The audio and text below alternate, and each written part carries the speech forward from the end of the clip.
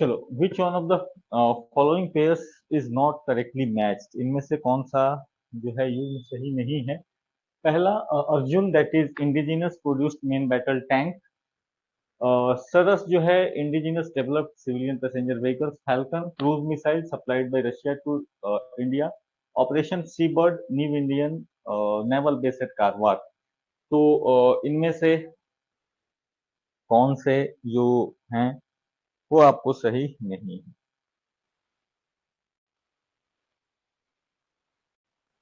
देखो, अर्जुन के बारे में तो क्लियर, अर्जुन में बार बार बता रहा हूँ कि अर्जुन क्या है आपका, अर्जुन एक टैंक है, ठीक है, मेन बैटल टैंक के रूप में अर्जुन का यूज होता है।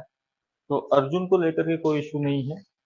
और ये जो सरस है, ये उस टाइम में आया था थोड़ी बहुत चीज में लेकर के कि भारत ने खुद से एक पैसेंजर एयरक्राफ्ट, अभी तक हमने कोई वैसा डिजाइन नहीं किया है। ठीक है, हम पैसेंजर एयरक्राफ्ट जो लेके आते हैं बाहर से ही लेके आते हैं। तो ये हो गया करीब करीब 10-15 साल पुराना है, नॉट वेरी इंपॉर्टेंट। बट ये दिस इज करेक्ट, ये जो आपका सरस था ये इंडिजिनसली डेवलप्ड सिविलियन एयरक्राफ्ट जो था, जो नेशनल एरोस्पेस लेबोरेटरीज ने बनाई थी, ये उससे रिलेटेड है, ठीक है। इसके अलावा ये यहाँ पे जो सीबर्ड है, अगेन ये उस साल न्यूज में रहा था क्योंकि नया नेवल बेस कहीं पे खुला, नया ऑपरेशनल हुआ, तो उसको लेकर के क्वेश्चन जो है उन्होंने पूछा था। यहाँ पे जो रॉन्ग आंसर है, जो कि अभी भी आपको यूज में होता है, that is falcon. Falcon actual में जो है,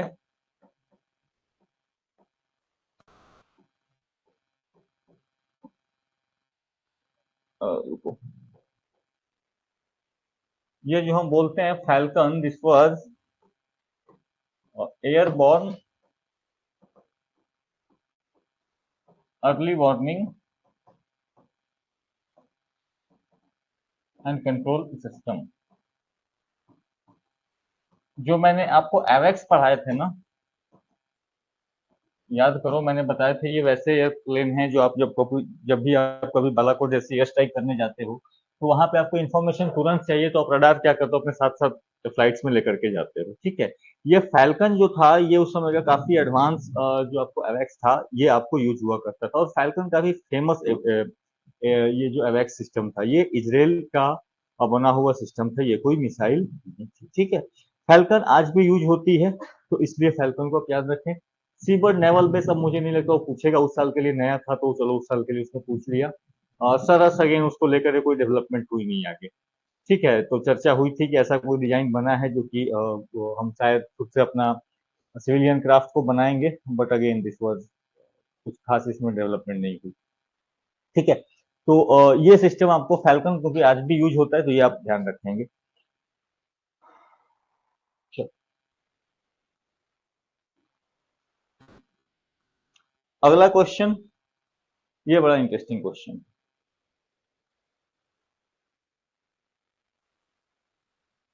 इनमें से नेत्र, टेक्नोलॉजी डिवाइस कॉल्ड नेत्रा जो है वो क्या है, तो आप बताएं कि क्या है।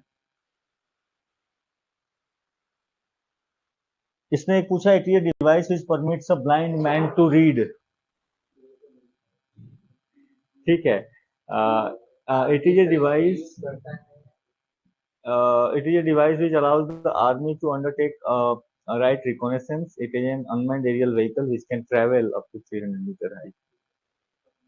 देखो, नेत्र जो है आज के डेट में, नेत्रा दो चीजें हैं नेत्रा से जुड़ी। एक जो है वो जुड़ा है आपको इसरो से,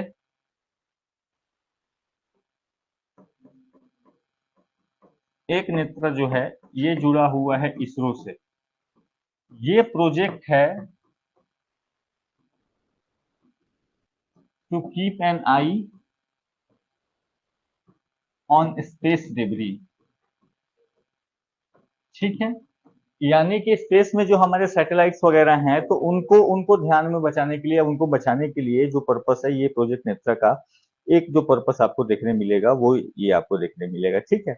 तो एक तरीके से अर्ली वार्निंग सिस्टम का ये काम करता है कि भाई कोई भी किसी का कोई स्पेसक्राफ्ट टूटा या कुछ हुआ तो ऐसा ना हो कि जाके वो हमारे स्पेस से या सैटेलाइट से कुछ ना कुछ असर करे, ठीक है। उसके अलावा जो दूसरा नेत्र है, एक और नेत्र है जो कि आपको चर्चा में रहेगी, ये है डीआरडीओ की, और ये जो है this is an unmanned aerial vehicle. ये जो है ये अनमैन्ड एरियल व्हीकल है। और इसका जो बेस मेन पर्पस है वो सर्विलेंस या रिकॉनेसेंस मिशन के लिए इनका यूज जो है आपको होता है। ठीक है, सर्विलेंस एंड रिकॉनेसेंस मिशन के लिए। हाँ जी।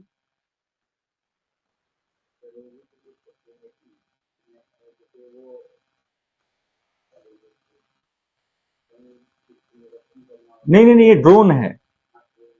हाँ, ये सैटेलाइट नहीं, ये ड्रोन है। हाँ, किसी एरिया को देखने के लिए, नजर रखने के लिए, ये उसके लिए पर्पस के लिए यूज होता है। ठीक है, तो ये ड्रोन है, काफी अल्ट्रा मतलब काफी लाइट वेट ड्रोन जो है ये आपको देखने को मिलेगी। अब जो है इसका यूज, नॉर्मली इसका यूज आपको जितनी एजेंसी, स्टेट पुलिस से लेकर के नेवी, आर्मी, आपको जो है आईटीबीपी, सीआरपीएफ, बीएसएफ, ये लोग इसका यूज क्या करते हैं इवन कोई मंत्री आ रहा है, कोई नेता आ रहा है, तो वहां पे भीड़ मैनेजमेंट को कंट्रोल करने के लिए, उसमें नजर रखने के लिए इस नेत्रा का यूज आपको किया जाता है। ठीक है, इसकी हाइट जो है ये आपके 300 मीटर हाइट तक ये ट्रेवल कर सकता है। और इसकी जो नजर रखने की कैपेबिलिटी है ऑलमोस्ट 1 किलोमीटर के रेडियस में ये नजर रख सकता है। ठीक है, 1 किलोमीटर के रेडियस में पूरा का पूरा इलाके को ये आपको कैप्चर कर सकता है, उस पर ध्यान रख सकता है। तो ये अपने को ध्यान में रखना है। अब इसका ऑप्शन जो है, it is a device which allows the army to undertake a right reconnaissance. आज के डेट में अगर ये सवाल पूछेगा तो सही जाएगा, जब के लिए था तब आर्मी ने इसका यूज। ठीक है, अब जो होगा, अब आपको स्टेट पुलिस से लेके सब लोग यूज कर रहे हैं इसको। ठीक है, तो अब अगर कभी आ जाए, बट नेत्रा अंदर अंदर मतलब कंस्ट्रक्शन में ये चलते रहता है। ठीक है, तो अब मुझे नहीं लगता सवाल पूछेगा, अब आएगा नहीं। अब मुझे नहीं लगेगा कि नेत्रा आपसे पूछेगा, पूछेगा तो वो वाला पूछेगा। ठीक है, हाँ, स्पेस डिलीवरी वाला प्रोजेक्ट आपसे पूछ सकते हैं ये वाली, क्योंकि ये बहुत कॉमन हो गया है, तो उतने कॉमन सवाल भी नहीं पूछे जाएंगे। ठीक है, जो एकदम, तो ये ध्यान रखेंगे नेत्रा। ठीक है,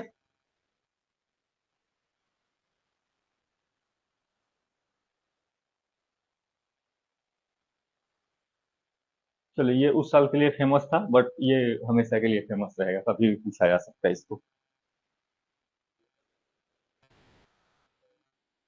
20 फरवरी 2018, हटा दो उस डेट को। Who became the first ever Indian female to fly solo MiG 21 bison या बाइसन? अवानी चतुर्वेदी, मोहना सिंह, भावना कांत, शिवांगी सिंह।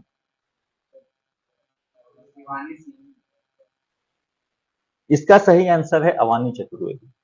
ठीक है, पहली बार सोलो फ्लाई सबने किया है। ठीक है, बट सोलो पहली बार फ्लाई करने वाली जो थी, दैट वाज अवानी चतुर्वेदी। ठीक है, तो ये आपको एक कह सकते हो जीके के तौर पर आपको हमेशा याद रख सकते हैं। तो इसको इसमें लेकर कॉन्सेप्चुअल नहीं, ये डेटा है, फैक्चुअल है कि हाँ ये हुआ था। ठीक है, अवानी।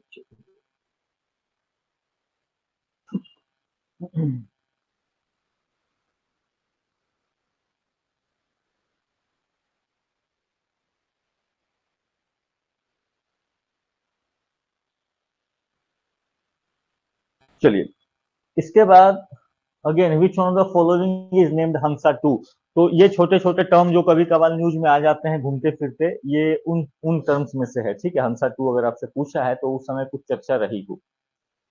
हंसा टू, हाँ, ये जो नेक्स्ट आपको क्वेश्चन नंबर 10 है कि हंस टू। ठीक है, हंसा या हंस जो कहो। तो satellite, trainer aircraft, submarine, surface to surface missile. अगर आपको ना भी पता हो, कई बार क्वेश्चंस इस तरीके से किए जाते हैं कि जो मेजर चीजें होती हैं वो पढ़ा दी जाती हैं क्लास में, जो माइनर कुछ चीजें होती है वो छोड़ दी जाती है, आप लॉजिक के हिसाब से लगा। हाँ जी।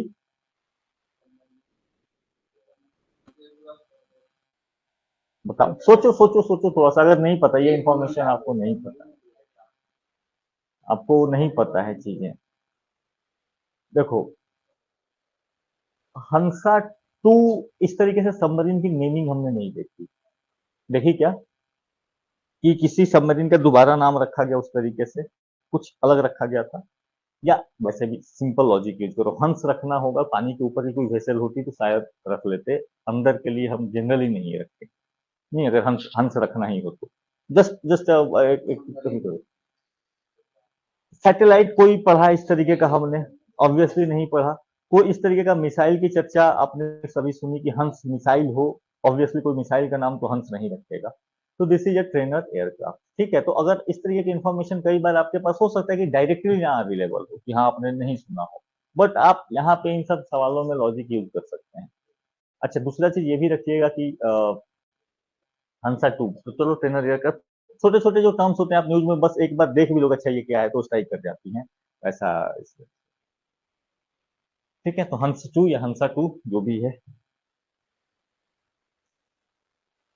तो कई बार देखो, इसलिए कहा कि इसमें से मेजरली हमने सैटेलाइट्स के बारे में चर्चा कर चुके हैं, हम लोग पढ़ चुके हैं मेजर सैटेलाइट्स कौन से हैं।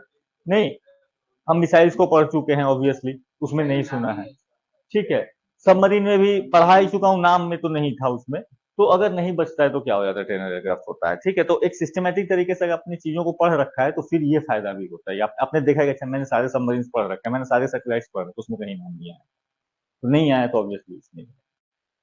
ठीक है, तो 100 में से 80% टाइम ये क्या हो जाएगा, 90% टाइम ये जो हुक होगा आपका सही होगा।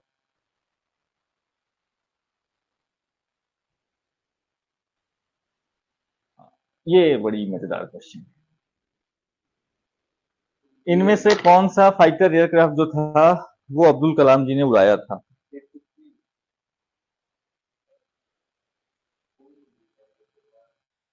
तो F-16, Mi-30, Jaguar, Sukhoi 30 MKI।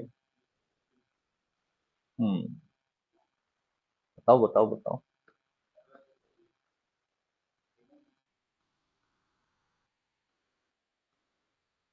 Photo देखी है अब्दुल कलाम जी की?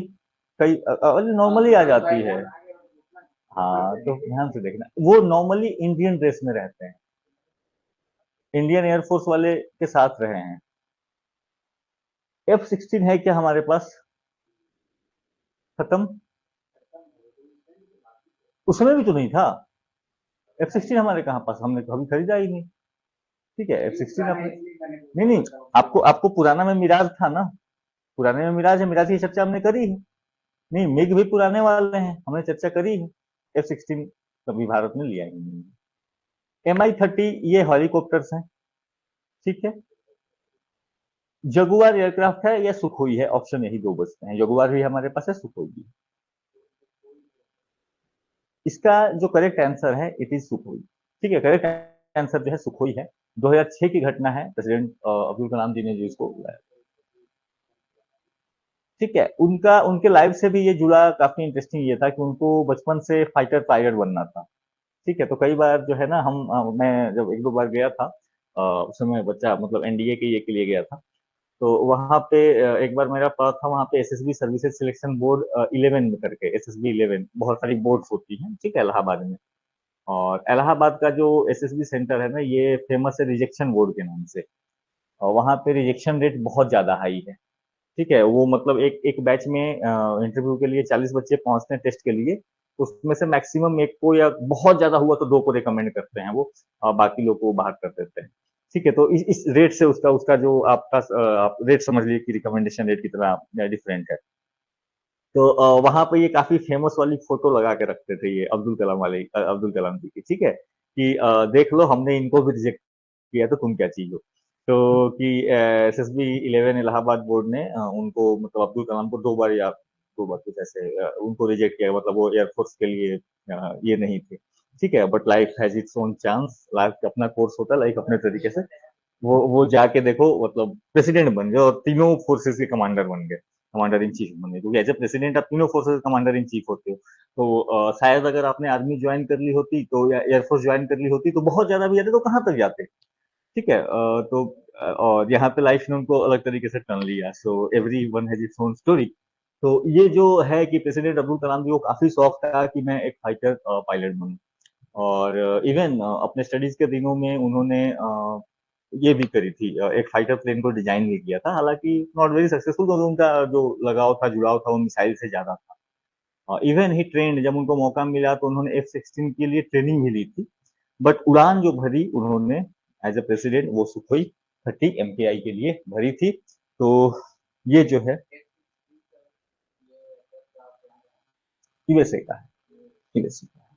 ठीक है, अभी भी है पावरफुल, काफी काफी काफी पावरफुल जो आपके फाइटर प्लेन्स हैं उसमें F-16 का जो है वो नाम रहता है। आपको, ठीक है। चलो 12 नंबर क्वेश्चन तो मतलब क्या ही बताया जाए। तेजस डेवलप्ड विद इंडिजिनस टेक्नोलॉजीज, ठीक है। तो तेजस की बात, तेजस तो आजकल सबको नाम बच्चे बच्चे को याद हो गया, ठीक है। तो ये आपको उस समय अगर जब नया नया आया होगा, ये उस सवाल का उस समय का क्वेश्चन है जब बात हो रही है कि अच्छा तेजस को इंडक्ट किया जाएगा, ठीक है। तो सबमरीन नहीं है, मीडियम रेंज मिसाइल नहीं है, एयरक्राफ्ट कैरियर ऑब्वियसली नहीं है, ऑप्शन आपका लाइट कॉम्बैट एयरक्राफ्ट। तो कई बार चीजों को पे आप जो है थोड़ा बहुत न्यूज, हाँ। F-18 सुपर हॉर्नेट, तो F-16 वो पूरी सीरीज है, जैसे सुखोई की सीरीज है, मिग की सीरीज है, वैसे ही F-16 F-17 F-18 वो पूरी सीरीज है, ठीक है। Which of the following statement is not true regard to the F-18 Super Hornet. अब देखो, it is a fighter plane built by US aerospace company, it can be used during both night and day, world wide 8 countries are using it in air force. हम्म, बताइए। चलिए, आपको इसके बारे में कुछ नहीं पता, फिर भी आप बताइए, आप बता सकते हैं इसको।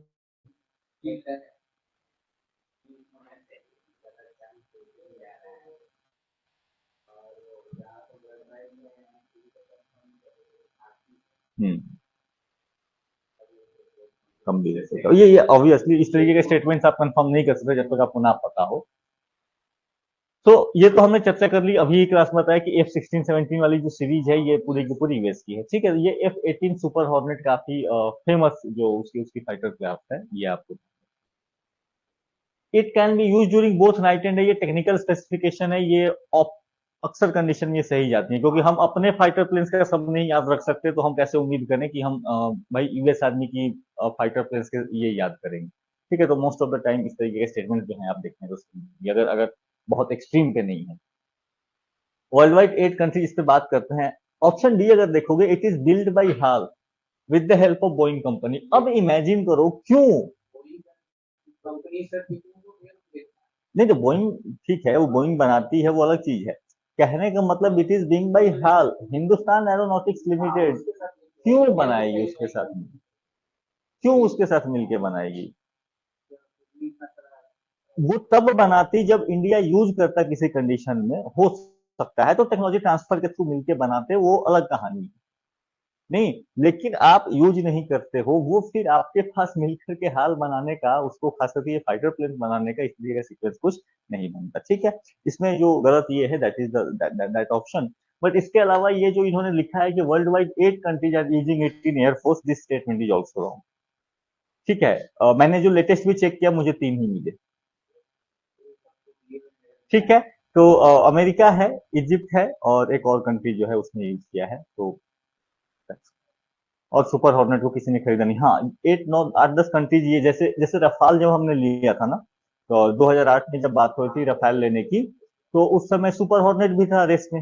F-18 ये जो सुपर हॉर्नेट है कि भाई आप ये ले लो, रफाल से बेहतर है ये है, हमने रफाल को चूज किया। और फाइनली जो अभी रिसेंट में आपका इंडक्शन होना है रफाल का, इंडियन नेवी के लिए हम कुछ मंगाना चाहते हैं, कुछ फाइटर प्लेन्स को, ठीक है। तो हुआ था कि फिर से, हाँ मतलब उस प्रोसेस में अभी कैबिनेट कमेटी ऑफ जो आपको ये जो डिफेंस एक्विजिशन काउंसिल होती है उसने अप्रूवल दी है। तो वहां पे भी बात हुई थी कि 2016 में, 2016 से ये बात चल रही थी और 17 से, कि नेवी के लिए भी अपने को फाइटर प्लेन्स को लेना है, तो उसमें भी फिर से F-18 सुपर हॉर्नेट आपको रेस में था। बट अगेन 2023 में अभी लेटेस्ट ये हुआ कि फिर से हमने कहा कि नहीं भाई रफाल ही ठीक है, ये हमको आदत हो चुकी है और इसका जो है स्वैग थोड़ा अच्छा लगता है, तो F-18 को हम नहीं लेंगे, ठीक है। तो अभी हमारा F-18 से लेना देना कुछ भी नहीं है, तो ये आप ध्यान रखेंगे, ठीक है। चलो, इसके बाद एडमिरल गॉर्स्कोव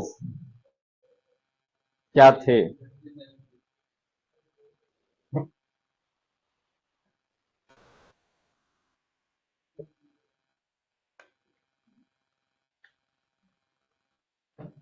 काफी फेमस आपको एडमिरल रहे।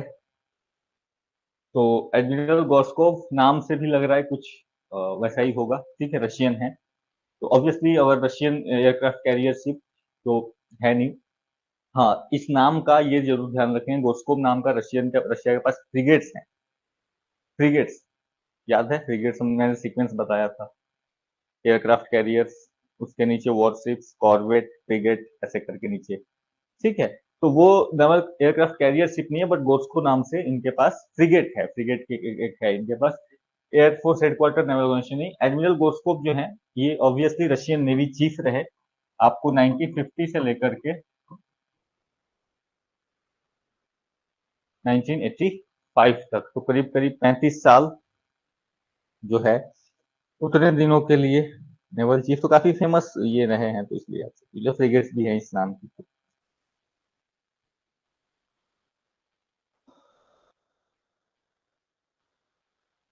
चलो,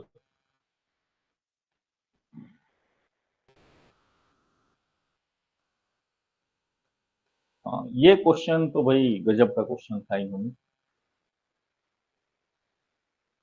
क्वेश्चन नंबर 15, इनफैक्ट 82 इज, इनमें से कौन से स्टेटमेंट जो हैं आपको गलत हैं, ठीक है। और फिर इसने पूछा है यहाँ पे तो सामने, फिर इसने पूछा है कि भाई जो आपका इनफैक्ट 82 था और ये क्या है, नेवल फास्ट अटैक क्राफ्ट है। दूसरा कि virus can not reduce environment pollution, ये स्टेटमेंट से ये गलत है। और टाइफा कंप्यूटर वायरस है और ब्रह्मोस सुपरसोनिक क्रूज मिसाइल है, इसमें से कौन से स्टेटमेंट जो है वो गलत है।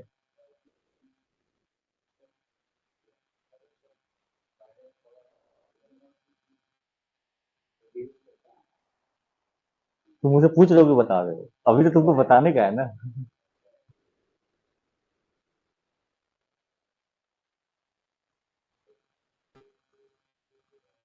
देखो, पहला ऑप्शन तो ऐसा कुछ है नहीं, ठीक है।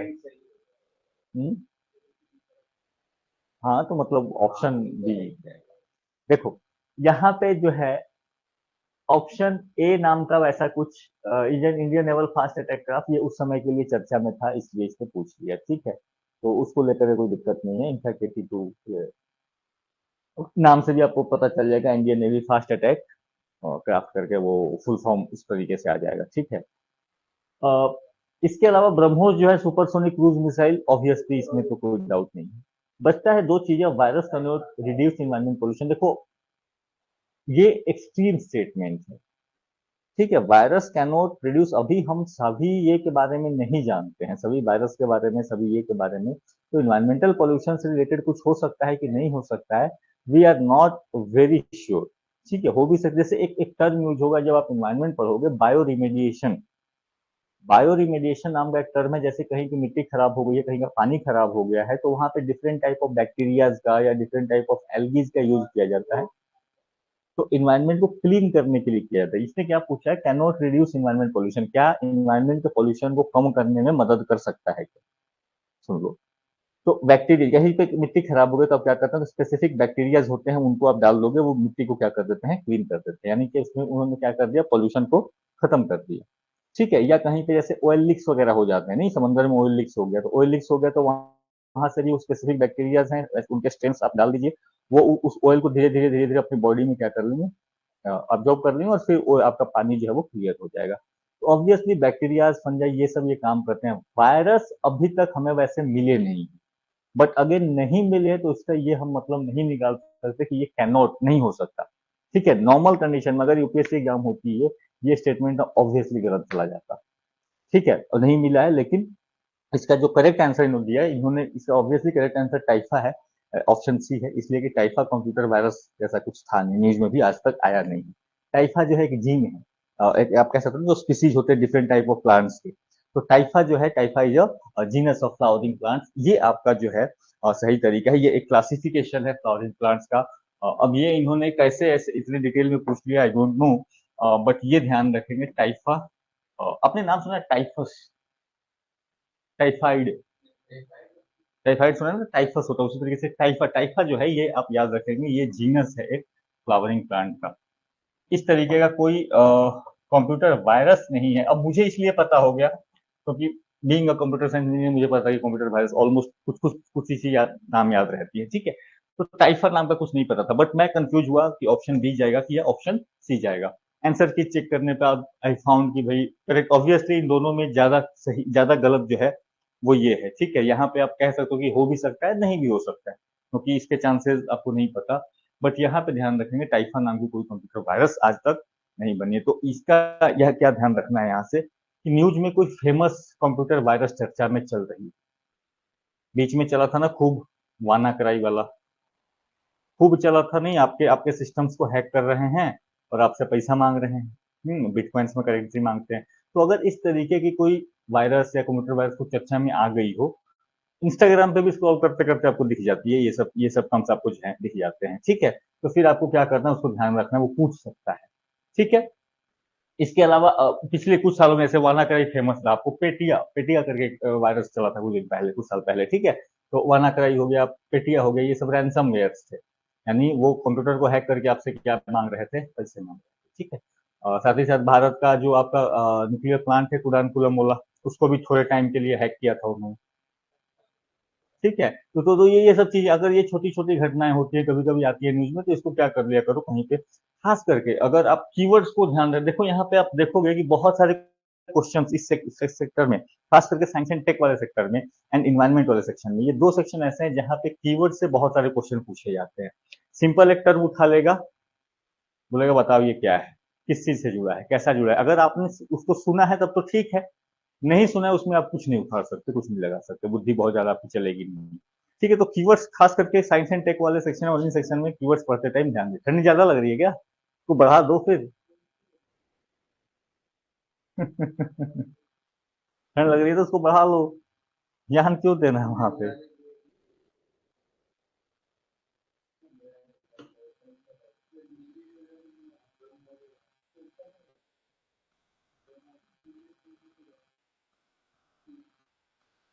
ठीक है। इसके अलावा 16B, सॉरी 16 जो ऑप्शन है, अगेन मार्च 2010 बताना पॉसिबल नहीं है, बस फिर भी मैं आपको कहूंगा आप गेस लो। इस तरह के क्वेश्चन, मुझे भी कुछ नहीं पता, मुझे भी गेस लेना है, ठीक है। तो 2010 का हटा दो। An offshore patrol vessel has been included in the coast group, its name is, हाँ जी। हम्म, सारे नाम से ठीक लग रहे हैं, बिल्कुल लग रहे हैं।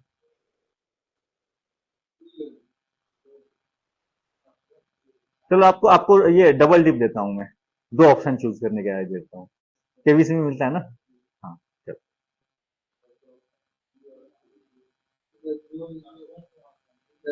डी और सी, हाँ जी।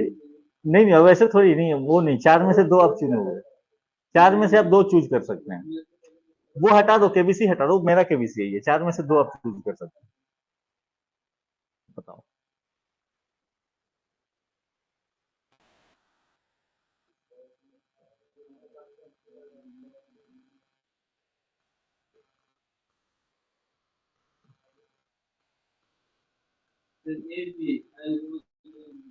चलिए, आप गए ए और डी के साथ, आप गए बी सी के साथ,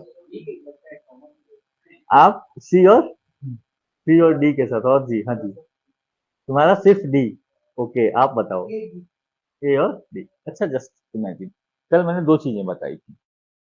एक बताया था कि अगर as an optional question setter मैं ये ऑप्शन में सेट करूंगा, मैं कोशिश करूंगा कि ऑप्शंस को पास पास रखूं, नहीं।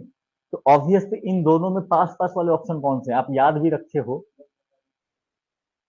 टर्म्स को ध्यान से देखो, विश्वस्त आश्वस्त, दोनों टर्म्स देखो। अगर आपको याद भी था कि अच्छा कुछ तरीके से तो कुछ था, तो कंफ्यूज हो कि ये विश्वस्त था कि आश्वस्त था, क्योंकि दोनों ही जो है बहुत पास हैं, दोनों का मीनिंग भी जो है वो काफी पास है। इसके अलावा अगर ईगल और जटायु की बात करें नॉर्मल कंडीशन में, अगर मैं एयरक्राफ्ट की बात करता, तो वो वहां पे वो ज्यादा सुटेबल होता है, जब ईगल, वही वही वही तो एयरक्राफ्ट के लिए हम यूज करते हैं ना। अगर ईगल या जटायु, तो मैंने दोनों लॉजिक से, दोनों दोनों लॉजिक से मैं आपको दिखा, देखो कई बार एग्जाम्स में इस तरीके की लॉजिक काम कर जाती है, नाम से भी ऑब्वियसली असर पड़ता है। तो ईगल और जटायु ऑब्वियसली, ये अगर प्लेन्स के लिए बात करी जाती है, अनमैन्ड एरियल व्हीकल्स के लिए बात करी जाती है, तो शायद ज्यादा सही होती। साथ ही साथ ऑप्शन सेट करने के एक माइंडसेट को भी मैं आपको बता रहा हूँ कि ऑप्शन को क्या किया जाता है, ज्यादा पास पास रखा जाता है। ठीक है, तो यहाँ पे जो करेक्ट आंसर है दैट इज विश्वस्त। ऑब्वियसली वो आश्वस्त नहीं है, लेकिन इवन मुझे ये था कि क्वेश्चंस में फ्यूचर में ठीक है, ये तो चलो गेस है ना, आपकी आपकी लक है, बट फ्यूचर में इस तरह के क्वेश्चंस आए तो आप इस लाइन ऑफ थिंकिंग का, थॉट का, रीजनिंग का यूज कर सकते हैं। पर्पस मेरा वो है आपको बताना। ठीक है, यहाँ पे क्वेश्चन सही होना गलत होना वो इस साल का क्वेश्चन रहा था। भरोसेमंद, हाँ, भरोसेमंद, जो मेरा भरोसेमंद आदमी हो। आश्वस्त का मतलब होता है फेथ, मैं आश्वस्त हूँ कि ये काम हो जाएगा। अंतर समझो, मैं आश्वस्त हूँ, हाँ, हाँ, हो जाएगा तो फिर तो हो गया ना, वो आश्वस्त होने की बात ही नहीं आएगी वहां पे। मैं आश्वस्त हूँ कि मेरा काम हो जाएगा क्योंकि मैंने अपने एक विश्वस्त आदमी को इसे भेजा है करने। बात समझ में आ रही है? तो एक टर्म से कैसे सेंटेंस बनाते हैं वो भी।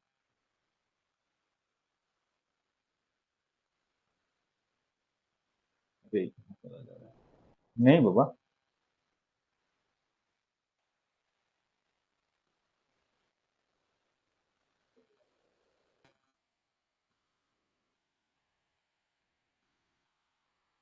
चलिए, Sarthak launch by August 2022 by ministry of defence government of India relates to which of the following. देखो ये नॉर्मली मैंने नहीं पढ़ा है, इसको ये नहीं कहूंगा क्योंकि रॉकेट लॉन्चर आप उतना एक एक करके ऑप्शन पेट्रोल व्हीकल, ये उस साल के लिए न्यूज में था अगेन। ठीक है, हाँ जी।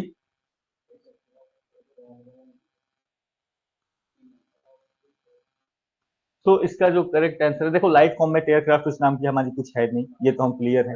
ठीक है, बॉम्ब बनाएंगे नहीं हम, इस नाम का कम से कम बॉम्ब नहीं बनाएंगे।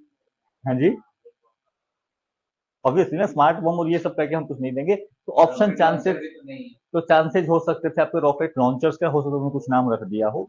इन केस रॉकेट लॉन्चर्स के नाम रखे भी जाते हैं। ठीक है, तो नाम रख दिया हो। अच्छा, मिनिस्ट्री ऑफ डिफेंस है तो ऑब्वियसली आपका रॉकेट लॉन्चर का नाम भी जो है वो खत्म हो गया। ऑप्शन आपका सीधा निकल जाएगा ऑप्शन तक। ठीक है, तो कई बार क्या है, ये आपने नहीं पढ़ा, आपको नहीं पता, बट स्टिल यू कैन इस तरह के क्वेश्चन को अप्लाई कर सकते हो, रिलेट करके हैंडल कर सकते हो। बट इसका मतलब ये नहीं यही सोच के जाना चलो चलो मैं तो करके जाऊंगा ही। ठीक है, ये, हाँ, ये जो है ये आप तब यूज करें जब पता ही नहीं है, जब अब कुछ बुद्धि नहीं चल रही है, आपने डायरेक्टली नहीं पढ़ा, उसको नहीं सुना, बट फिर आप बुद्धि का यूज करें। ठीक है, चलो, विच one of the among the following is nuclear power submarine of Indian navy, ये डायरेक्ट नोट्स का क्वेश्चन, बताओ। ये मैंने बताया है पूरा।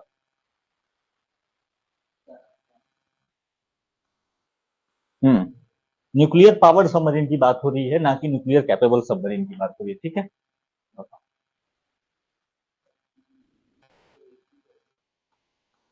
हाँ जी, एक ही था।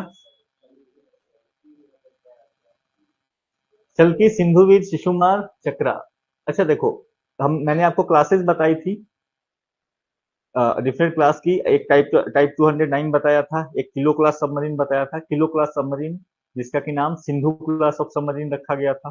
ठीक है, दूसरा जो था टाइप 209 जर्मन सबमरीन, जो कि शिशुमार क्लास का सबमरीन था। तो मेजर में आपको ये बताया था, रिसेंट में अभी स्कॉर्पियन क्लास ऑफ सबमरीन जो कलवरी क्लास कहा गया है। इसके अलावा मैंने आपको जो न्यूक्लियर पावर्ड सबमरीन बताए थे और न्यूक्लियर कैपेबल, तो एक बताया था न्यूक्लियर पावर्ड भी है और न्यूक्लियर मिसाइल लॉन्च के कैपेबल भी है, that is the Arihant class of submarine. ठीक है, अरिहंत क्लास ऑफ सबमरीन मैंने बताया था कि भारत के न्यूक्लियर ट्रायड को पूरा करता है, बट वो न्यूक्लियर पावर्ड भी है और न्यूक्लियर कैपेबल भी है, बट वो यहाँ पे ऑप्शन में नहीं है। इसके अलावा एक और सबमरीन सबसे लास्ट में देखना, सबमरीन के टॉपिक में सबसे लास्ट में मैंने जो आपको बताया है दैट इज द आईएनएस चक्रा। ठीक है, सल्की जो है वो शिशुमार क्लास का ही है। ठीक है, सल्की जो है वो शिशुमार क्लास का ही पेट्रोल वेसल। आईएनएस चक्र याद करो, रशिया से हमने लीज पे रखा है लेकर के कुछ सालों के लिए। ठीक है, तो हुआ कि एक बार आया है तो दोबारा अब जाएगा नहीं। तो ये चर्चा हमने क्लास में करी थी आईएनएस चक्रा को लेकर के कि ये सबमरीन पावर्ड भी है और ये हमने रशिया से लीज करके रखा है। ठीक है, तो ये आपको क्वेश्चन ध्यान रखेंगे। पढ़ाया था मैंने, हाँ ऑब्वियसली पढ़ाया था। ठीक है, चलो,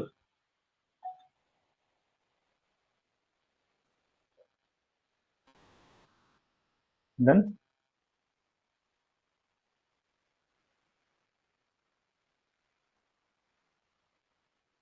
हम्म।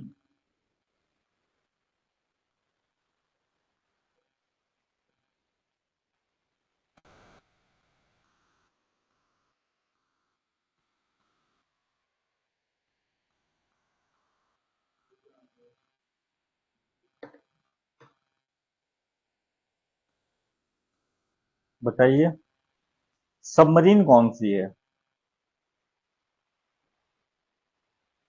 विराट और विक्रांत एयरक्राफ्ट कैरियर हैं। ठीक है, रजली नाम की कुछ जो है आपको डायरेक्टली ये में नहीं है। ठीक है, रजली जो है ये आपका ये नवल स्टेशन है आपका तमिलनाडु में। ठीक है, Sindhu, Sindhu class of submarine, पूरी पूरी सिंधु क्लास ऑफ सबमरीन ही आपको बताई थी, कुछ नहीं याद है, सिंधु तो है नाम। ठीक है, तो 95% चांसेस जो है ये आपको देखो सिंधु क्लास ऑफ सबमरीन जो है आपको मिलेगी।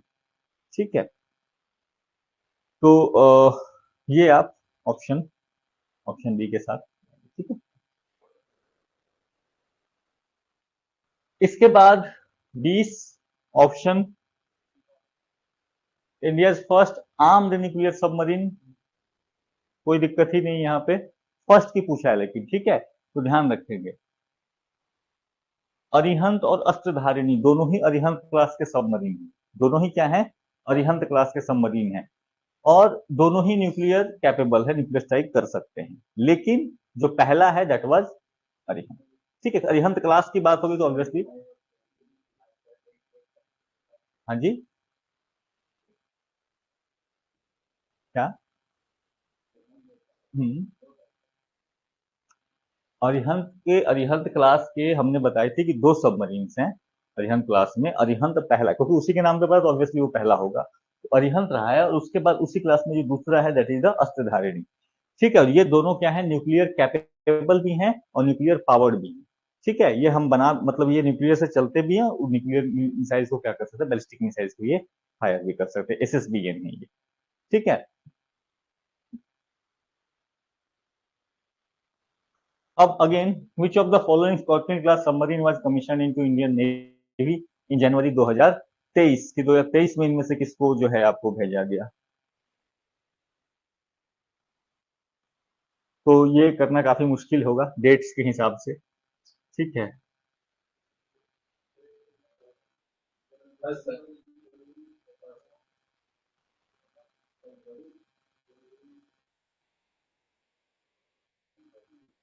हाँ, ये इस टाइप के क्वेश्चन जो है आपको परेशान करेंगे। ठीक है, अच्छा, अगर मैं इसमें से ये कहूँ, इस क्वेश्चन को थोड़ा सा ट्विस्ट कर देता हूँ।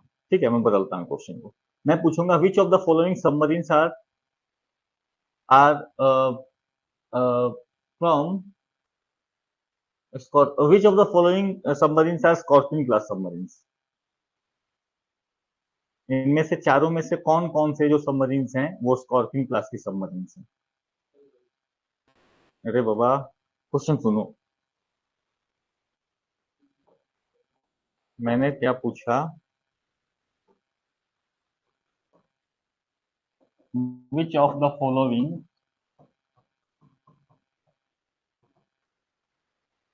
Are Scorpion class submarine?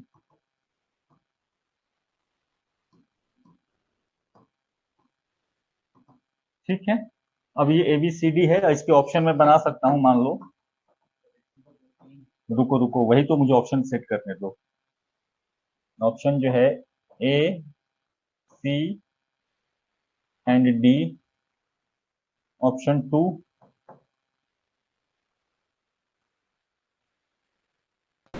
Option 2 में है D, A और B। ऑप्शन 3, A, C और B। Option 4, A, B, C, D।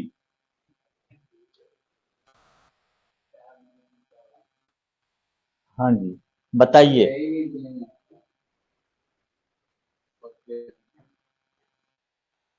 इनमें से कौन से जो है, क्वेश्चन को मैंने ट्विस्ट कर दिया क्योंकि फ्यूचर में इस तरह क्वेश्चन आ सकते हैं, वैसे नहीं आएंगे अब। बताओ, सब लोग अटेम्प्ट लो, ये पढ़ाई हुई चीजें क्लास में।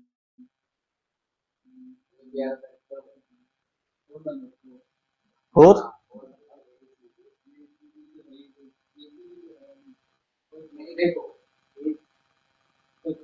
आपका करंट प्रोबेबिलिटी है, मुझे लगता है वो है ए बी सी डी।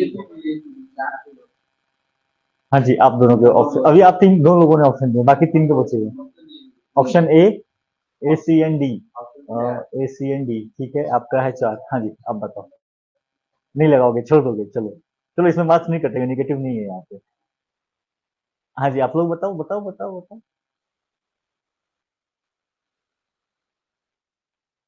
चलो तुक्का ही लगाना है, सारे पे चलेगा। हाँ जी, चलो आप दोनों के डी। आप बताओ।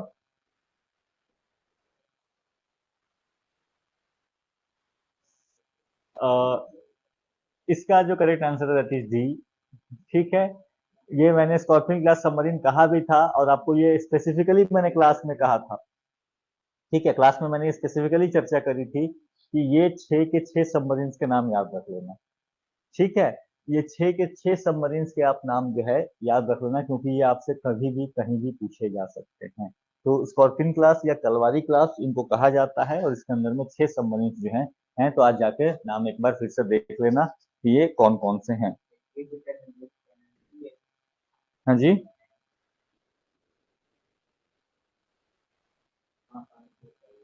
ठीक है, तो तीन के से हैं, तीन वी से हैं, ठीक है।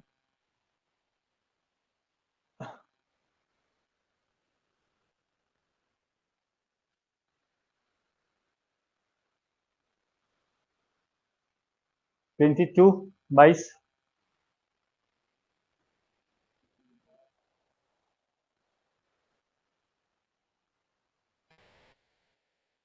अच्छा, एक चीज, सॉरी, मैंने एक टर्म आपको गलत बोल दिया। और रिसेंटली जो मैंने अरिहंत की चर्चा की, अरिहंत न्यूक्लियर कैपेबल है। ठीक है, न्यूक्लियर कैपेबल है, डीजल डीजल। हाँ जी। अच्छा, ऑप्शन ऑप्शन सी था उसका, उसको 2023 में जिसको लॉन्च हुआ तो उन्होंने वगीर को लॉन्च किया, उसके बाद रिसेंटली लास्ट में उसका जो अंतिम बचा हुआ था वगसीर। ठीक है, वेला, वगीर, बगसीर, ये छह जो टीम जो है ये लास्ट की है। ठीक है।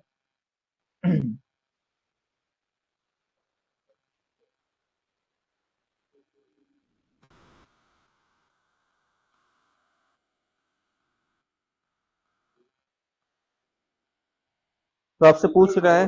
हाँ जी, आईएनएस अस्त्रधारिणी पूछ रहा है, that was in the news. और ये क्या था?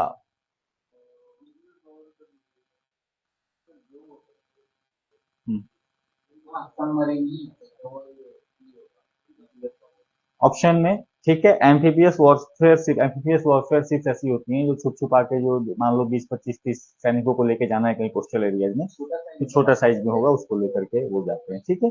और torpedo launch and recovery vessel नहीं है, होती है उनको, उनकी चर्चा वो बहुत नंबर्स में होते हैं, तो कितना उनको रखोगे। मैंने बताया था ना कि हम एयरक्राफ्ट कैरियर दो तीन है तो पढ़ लिया, वॉरशिप्स लिमिटेड है पढ़ लिया, अब उसके नीचे जाओगे तो बहुत ज्यादा नंबर हो जाते हैं, तो याद करना उसको नहीं तो ही वो। ठीक है, तो न्यूक्लियर पावर्ड सबमरीन के तौर पे आप आईएनएस अस्त्रधारण। ठीक है। और हालांकि ये ध्यान रखना, ये जिस समय का क्वेश्चन है, एक बार अरिहंत वाली स्लाइड चेक करो तो, जो मैंने आपको बताई है। अरिहंत एंड अरिघट, अस्त्रधारिणी नहीं है वो, अस्त्रधारिणी।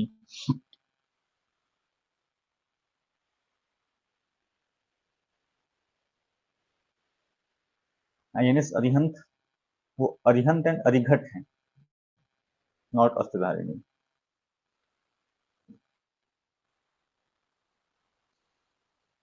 हम्म, अरिघट एंड, हाँ, ठीक है, अरिहंत एंड अरिघट है।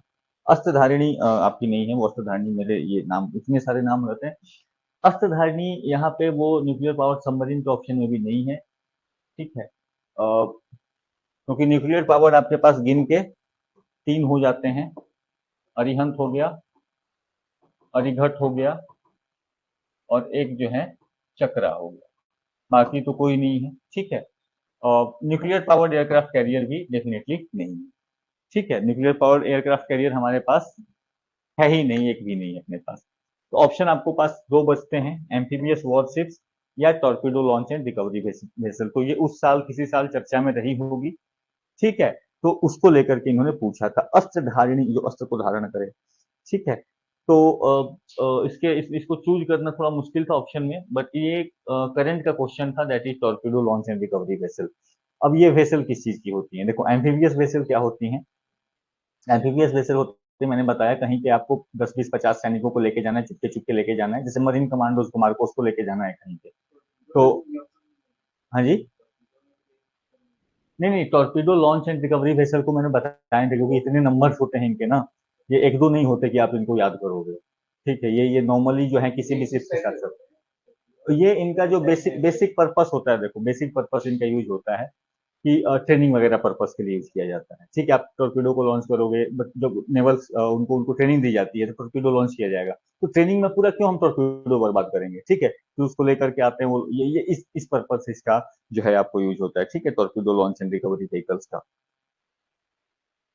ठीक है, तो ये सपोर्ट वेसल होते हैं आपको एक तरीके से, और ट्रेनिंग देते हैं, टेस्टिंग पर्पस के लिए यूज होते हैं। तो ऑब्वियसली ये किसी साल चर्चा में रही, कुछ हुआ होगा, पूछ लिया ऐसे, नॉर्मली आप इनको याद नहीं, क्योंकि इनके नंबर्स बहुत ज्यादा होते हैं, उन चर्चा में आते भी नहीं। अच्छा, उसके अलावा आईएनएस शक्तिज is India's first indigenously build warship, submarine, destroyer, rocket launcher.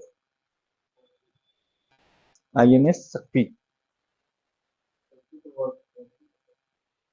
हाँ बाबा। सबमरीन तो नहीं है, ये तो श्योर हो। और क्योंकि आईएनएस है तो रॉकेट लॉन्चर नहीं। नहीं, आईएनएस का मतलब है ऑब्वियसली इंडियन नेवी से जुड़ा हुआ है, नेवी से जुड़ा हुआ है। उसके बाद बच जाता है ये वॉरशिप एंड डिस्ट्रॉयर। बट मैं आपको बताऊं, ये क्वेश्चन गलत पूछा है इन्होंने। इसमें एक भी ऑप्शन नहीं है जो आईएनएस शक्ति को बता सके, क्योंकि आईएनएस शक्ति नाम की ना तो कोई वॉरशिप है, ना तो कोई डिस्ट्रॉयर है। ठीक है, ऑप्शन में नॉन ऑफ दीज वन। शक्ति जो है, हाँ जी, हाँ, आईएनएस शक्ति जो है वो है टैंकर। ठीक है, सप्लाई करने के लिए जो टैंकर्स होती हैं आर्मी की, नेवी की, ये वो टैंकर है, ना कि ये कोई आपको डिस्ट्रॉयर या सबमरीन। सबमरीन तो ऑब्वियसली नहीं है, हमें पता है, बट डिस्ट्रॉयर नहीं है, ये कोई वॉरशिप नहीं है। तो इस तरीके कई बार ऑप्शन हो सकते हैं एग्जाम में, तो इस पर ग्रेस मार्क्स मिले होंगे और क्या। ठीक है, या अगर किसी के ध्यान में आया होगा तो ऑब्वियसली बच्चों ने देखा ही होगा, और चेक करते हैं आंसर, तो भाई ये तो क्या है, ऑप्शन में ही नहीं है। तो ये जो है आईएनएस शक्ति। ये पीवाई की ही डिस्कस कर रहा हूँ मैं। हाँ, तो ग्रेस मार्क्स मिला होगा, ऑब्वियसली मिला होगा। ये मैं जो भी डिस्कस कर रहा हूँ पीवाई की ही डिस्कस कर रहा हूँ, तो मैं ऐसे कोई क्वेश्चन थोड़ी ना कि 2023 में क्या हुआ। हाँ जी, नहीं, वर्शिप पे नहीं लगा सकते, कैसे लगा सकते हो? दोनों के तरीके अलग होते हैं। वॉरशिप्स का मतलब वहां पे आपको मिसाइल्स फिटेड होती हैं, वॉरशिप का मतलब होता है आपको वहां पे उसका डिफेंस के लिए, आपको आपको आपको डिफेंस के लिए वहां पे चीजें होती हैं। ठीक है, ये जो वेसल है इसका पर्पस है, एक ट्रक है, इमेजिन करो, ये क्या है, ये इसका काम है ट्रक का। ठीक है, ये वो जीप नहीं है जिसपे कि फाइटर ये लगा हुआ है कि 47 और मूव करेगी। जिस वॉरशिप जो है उसका पर्पस वो होगा। ठीक है, वॉरशिप जो है वो सामान कैरी करने के लिए नहीं बनाई गई है, उसका कंस्ट्रक्शन अलग तरीके से। ठीक है, ये अलग बात है कि ऑब्वियसली अब वो पूरा का पूरा ये लेके चल रही है, सामान कार्गो लेके चल रही है, थोड़े बहुत डिफेंस के पर्पस उसने सामान रखे होंगे, कुछ सोल्जर्स उस पर रहेंगे, बट फिर अगर आप उसको वॉरशिप नहीं बोल दोगे। और ये मैं इसलिए बोल रहा हूँ क्योंकि ये मैंने इंडियन नेवी की वेबसाइट से खुद चेक किया। इंडियन नेवी अब जो अपनी लिस्ट देती है कि भाई हमारे पास क्या क्या है, तो उस लिस्ट में शक्ति को उन्होंने मेंशन किया कि भाई ये हमारी जो वेसल है, ये हमारा सप्लाई वेसल है, ये सप्लाई वेसल है। ठीक है, शक्ति 1 2 3, तीन तीन करके है, इन्होंने बनवाया, इटालियन एक कंपनी से बनवाई है, तो उसको लेकर के ये सप्लाई पर्पज से हम क्या करेंगे। ठीक है, तो अब ये इस तरीके से क्वेश्चन जो है, गलती कभी कभी हो सकती है, तो चलो, इसके बाद दो क्वेश्चन। रडार, रडार इस बार यूपीएससी ने भी पूछ लिया। ठीक है, रडार को लोग भूल गए थे। बताइए रडार का फुल फॉर्म। आराम से ऑप्शन को पढ़ के और फिर जो है आप अटेम्प्ट करिए, एक बार ऑप्शन को ध्यान से पढ़ो कि क्या क्या ऑप्शन हैं, और फिर radio detection and ranging, ready advance appliance for ranging, range detection appliance for airframe ranging, ready advance airframe. ठीक है, यार नहीं समझ में आया तो हिंदी में पढ़ो, हिंदी में क्या लिखा हुआ है वही लिखा हुआ है।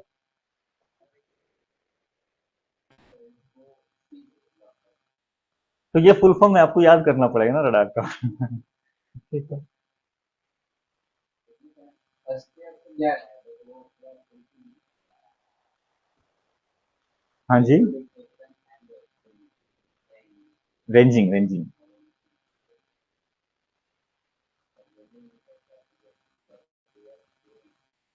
अच्छा, ऑप्शन सी और डी को तो हटा लोगे? नेचर नहीं मत हटाओ। ये तरीका काम नहीं करेगा, हर जगह काम नहीं करेगा, छोड़ दो। इसका जो सबसे आसान है ऑप्शन डी जो है वो है ए। ठीक है, रेडियो डिटेक्शन एंड रेंजिंग, ये पर्पस, ये रडार जो है। डिटेक्शन किस आ रहा है दोनों ऑप्शन में आ रहा है और हम्म, कोई ऑप्शन अच्छा। नहीं है ना नहीं, डिटेक्शन दो ऑप्शन में है, हाँ। रेंजिंग जो है, दो ही ऑप्शन में जा रहा है रेंजिंग जो है चारों में जा रहा है नहीं। ठीक, ऑटोमेटिक रडार का काम ये स्पेलिंग थोड़ा सा गलत है, डिटेक्शन है, ठीक है। होता क्या है, रेडियो सिग्नल्स को भेजता है, ये आपको ऐसे एक मान लो सैटेलाइट टाइप की जो बड़ी बड़ी छतरियां लगी होती हैं, तो वैसे ही वो छतरी रहेगी और ये सिग्नल्स को क्या करती है, भेजती है। और जैसे ही यहाँ पे कोई मान लो एरोप्लेन आ गया, ठीक है, तो ये एरोप्लेन से सिग्नल टकरा के वापस जाएगा, और वापस जाके उसको फिर से क्या करती है, उसको ऑब्जर्व करती है बेस्ड ऑन दैट कि किस तरीके से मूवमेंट जो है ये काम कर रहा है। सेम प्रिंसिपल लाइक बैट्स, चमगादड़। ये मैं आपको क्यों बता रहा हूँ, ये इसलिए बता रहा हूँ किसी एग्जाम में वो पूछ लेगा। ठीक है, वो साउंड वेव्स को छोड़ता है, यहाँ पे ये रेडियो फ्रीक्वेंसी छोड़ती है। हाँ जी, अल्ट्रासोनिक साउंड होते हैं, तो यहाँ पे ये रेडियो वेव्स हैं। तो ऑब्वियसली दोनों हैं तो दोनों के दोनों वेव्स ही, ठीक है। दोनों के अलग तरीके अलग हैं, बट ऑब्वियसली जो सिस्टम काम कर रहा है वो रिफ्लेक्शन को डिटेक्ट करना, आप साउंड को भेजना और उसको क्या करना, वापस से डिटेक्ट करना, उस सिस्टम पे ये काम कर रहा है। इस बार यूपीएससी ने भी पूछा, यूपीएससी ने पूछा कि रडार का यूज किस किस चीज के लिए किया जा सकता है। ठीक है, और उसको लेकर कभी कंट्रोवर्सी है, उस क्वेश्चन को लेकर कि रडार का यूज में उसने पूछा कि क्या हम रडार का यूज करके पंछियों के मूवमेंट को ट्रैक कर सकते हैं। ठीक है, पंछियों के मूवमेंट को ट्रैक कर सकते हैं, तो ऑब्वियसली पंछियों के मूवमेंट ट्रैक हो जाते हैं इससे। दूसरा उसने पूछा, वही वही माइग्रेशन ऑफ एनिमल्स करके उसने पूछा था। एक ऑप्शन जो उन्होंने दिया था कि क्या एयरपोर्ट पे हम नार्को डिटेक्शन कर सकते हैं। कोई जो है नार्कोटिक्स को लेकर के जा रहा है, सामान लेकर के, मान लो गांजा या इस तरह के सामान लेके जाकर है, तो क्या इसको रडार इसको स्कैन कर सकता है कि नहीं कर सकता है। ठीक है, तो इसको लेकर के मुझे इसको समस्या है। मैक्सिमम इंस्टीट्यूट्स का कहना है वो रडार ऑल मार के आए हो। नहीं, ठीक है, बहुत से लोगों का आंसर है कि वो तीनों सही है। ठीक है, बहुत से लोगों का मानना है कि वो तीनों के तीनों सही हैं, बट मेरा ये मानना है कि नहीं, वो पहला ऑप्शन जो था वो दैट्स नॉट एक्चुअली करेक्ट। वो मेरा मानना, अगेन आई एम सेइंग, हो सकता है वो गलत हो अभी के लिए। ठीक है, वो 95%, 98, हाँ, आंसर शीट जब आएगा तभी पता चलेगा। 95% इंस्टीट्यूशंस का मानना है कि नहीं, तीनों के तीनों चीज हो सकती हैं, लेकिन मैंने जब मुझे लगा, पहले वही डाउट लगा, तो मैंने चेक किया तो मुझे ये पता चला कि इस तरीके की जो सिस्टम यूज होती है एयरपोर्ट स्कैनर के तौर पे जो यूज होती है, उनको रडार नहीं कहा जाता है, उनका एक अलग ही नाम दिया गया है। ठीक है, उनको उनको उनको उनको ऑब्वियसली टेक्नोलॉजी उसी तरीके से काम करती है, डिटेक्ट ही करता है, बट फिर उसको रडार नहीं कहते, फिर तो आप सभी चीजों को रडार कह दोगे क्या। ठीक है, आप कहीं पे लाइट फ्रीक्वेंसी भी आ रही है, ग्रेविटेशनल वेव भी आ रही है, तो आप सभी उसको ही ना बोल दो कि नहीं ये रडार है। ठीक है, तो ये समस्या है मेरी। ये नहीं कह रही, क्योंकि ये रडार का जो पर्पस होता है ये लॉन्ग रेंज के लिए होता है, ये शॉर्ट रेंज में रडार्स को यूज नहीं किया। ठीक है, उनके अलग फिर नाम दे दिए जाते हैं। तो इसलिए लेकर के मुझे ये समस्या है। हालांकि 98%, मैं बोल रहा हूँ 95% आंसर शीट्स मैंने जो चेक किए हैं उसमें लोगों ने माना है कि नहीं, तीनों के तीनों ऑप्शन सही हैं, बट आई हैव दैट कि अच्छा आने दो, देखते देखते हैं। ठीक है, क्योंकि अब इतने लोग जा रहे हैं उस डायरेक्शन में, तो ऑब्वियसली थोड़ा सही हो जाता है कि नहीं, हो सकता है मेरी लाइन ऑफ थॉट जो है वो गलत हो, बट अगेन दैट्स क्वेश्चन जो बाद में देखेंगे। चलो, इसके बाद, ठीक है, नाम याद कर लेना है रडार का। रडार अब क्योंकि फिर से रिसेंटली चर्चा में आ गया, यूपीएस में पूछ लिया तो वो पूछ लेंगे, फिर लेकर बवाल भी होगा वो। इंद्र क्या है ये, इंद्र क्या है, भगवान तो नहीं है। ठीक है, मिसाइल, अनमैन्ड एयरक्राफ्ट, रडार और टैंक। देखो, टैंक तो नहीं है इस तरीके का, कोई भी टैंक वगैरह तो हमने नहीं पढ़ा है, इस तरीके का कोई मिसाइल नहीं पढ़ा है। ठीक है, तो बच गया अनमैन्ड एयरक्राफ्ट और रडार। अगर नाम में देखो, इंद्रा लास्ट में रडार लगा हुआ है, RA रडार। हम्म, ठीक है, IND से कुछ इंडिया बनता हुआ दिख रहा है, हालांकि इसका पूरा नाम है इंडिया डोपलर रडार। ठीक है। इंडिया डोपलर रडार, ये डोपलर रडार जो है ये वेदर फोरकास्टिंग के लिए जनरली यूज होती है, वेदर्स को समझने के लिए, वेदर की जानकारी, वेदर फोरकास्टिंग के लिए इंडिया डोपलर रडार, ठीक है। ये वेदर फोरकास्टिंग के लिए ये यूज होती है, और तो बस नाम ही है इसका। हालांकि ये जो है इसका यूज आर्मी करती है, इस डोपलर रडार का, जो इंद्रा नाम की रडार है, ये लो फ्लाइंग एयरक्राफ्ट वगैरह को जो है डिटेक्ट कर सकती है। नॉर्मली डोपलर रडार का जो यूज होता है वो मेट्रोलॉजी के पर्पज से होता है, ठीक है।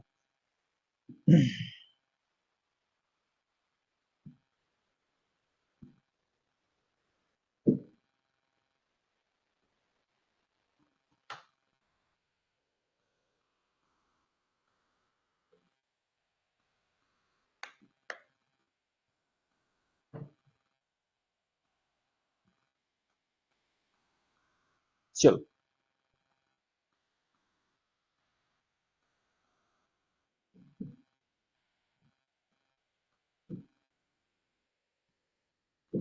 अब treaty and war drills exercise देखो, तो ट्रीटीज वगैरह तो मैं पढ़ाऊंगा आपको, ठीक है। ट्रीटी वगैरह जो है जो भी मैंने आपको बताया कि डिफेंस आर्किटेक्चर से रिलेटेड, और जो भी आपको ये न्यूक्लियर आर्किटेक्चर और इससे रिलेटेड जो भी आपको ट्रीटीज हैं, और ये मैंने चर्चा करी है कि मैं पढ़ाऊंगा, ऑब्वियसली इसको पढ़ाऊंगा। बट इसमें से आपको हम कुछ सवालों को सॉल्व करने का प्रयास करेंगे जो कि कुछ सुने हुए हैं, ठीक है।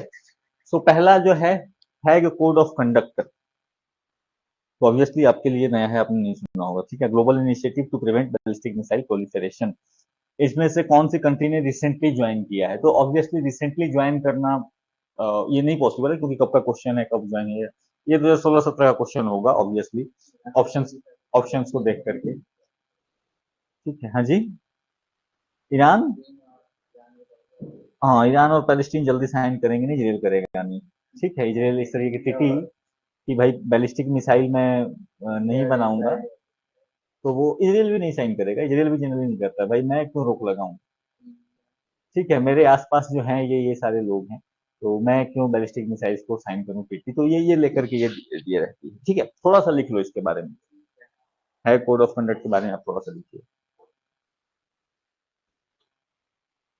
हालांकि इसको मैं डिस्कस कराऊंगा, बट लिख लो। इसको कहा जाता है international code of conduct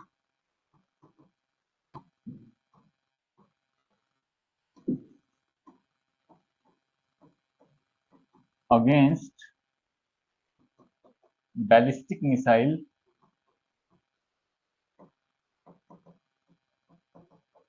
proliferation, against ballistic missile proliferation. तो नाम से आपको पूरा समझ में आ गया होगा, सिंपली अगर हैक कोड ऑफ कंडक्ट पूछे तो उसका पूरा जो नाम है that is the international code of conduct for ballistic missile proliferation. Basically इसका आइडिया है कि भाई जो बैलिस्टिक मिसाइल्स हैं उसके नंबर्स को क्या किया जाए, रिड्यूस किया जाए, खास करके वैसे बैलिस्टिक मिसाइल्स जो कि कैपेबल हैं वेपन्स ऑफ मास डिस्ट्रक्शन को ले जाने, ठीक है। तो बैलिस्टिक मिसाइल मैंने बताया था कि सबसे मेजर, अगर कहीं पे हमला करने किसी देश किसी कंट्री की पावर आप असेस करना चाहते हो, तो उसके नंबर ऑफ बैलिस्टिक मिसाइल से आप टेस्ट करते हो कि भाई उसके पास कितने पावरफुल बैलिस्टिक मिसाइल्स हैं, ठीक है। क्योंकि एक्सट्रीम केसेज में जब युद्ध बहुत हाईएस्ट स्तर पर जाएगा तो वहां पे कहीं ना कहीं बैलिस्टिक मिसाइल्स का यूज होगा। तो इस ट्रीटी के अंदर में इन्होंने ये कहा कि सारे देश हम एक साथ मिलकर के हम ये करेंगे कि हम बैलिस्टिक मिसाइल्स को कम से कम डेवलप करें, साथ ही वैसे बैलिस्टिक मिसाइल जो कि कैपेबल हैं कैरी करने के लिए वेपन्स ऑफ मास डिस्ट्रक्शन, यानी कैपेबल हैं कैरी करने के लिए न्यूक्लियर वॉरहेड्स को, ठीक है। तो वैसे जो बैलिस्टिक मिसाइल हम उसको क्या करेंगे, उसको उसको कम करेंगे, ठीक है। साथ ही साथ उन्होंने और भी प्रोविजंस रखे थे, ऑब्वियसली इसके मेन जो पर्पस था वही था। बाकी और प्रोविजंस था कि इसके अंदर हम ट्रांसपेरेंसी सेट करेंगे कि भाई कौन सी कंट्री जो है वो कितना मिसाइल डेवलप कर रही है, कौन से मिसाइल के प्रोग्राम चल रहे हैं, तो उसको लेकर के हम दोनों जो है एक दूसरे से क्या करते रहेंगे, चर्चा करते रहेंगे। तो ये चीज चर्चा हुई। रुक जाओ, ये जो ट्रीटी साइन हुई थी नवंबर 2002, नवंबर मत लिखो, 2002 लिख लो, ठीक है। 2002 में ये ट्रीटी जो है ये आपको आई है लाइन में। इसके आज के डेट में 140 मेंबर्स हैं, तो ऑब्वियसली मेंबर्स याद रखना आपसे पॉसिबल नहीं होगा। तो ये मैंने आपको क्यों बता दिया, क्योंकि अगर पूछ रहा है वो और साथ में पूछ रहा है 140 मेंबर है, तो ऑब्वियसली इन केसेस में वो तभी पूछेगा जब इंडिया उसका मेंबर बनेगा। ठीक है, तो 2016 में जो है भारत इसका मेंबर बना। India became member in 2016। तो इसी आसपास में ये क्वेश्चन पूछा गया है। बाकी तीनों के तीनों जो है इसके मेंबर हैं।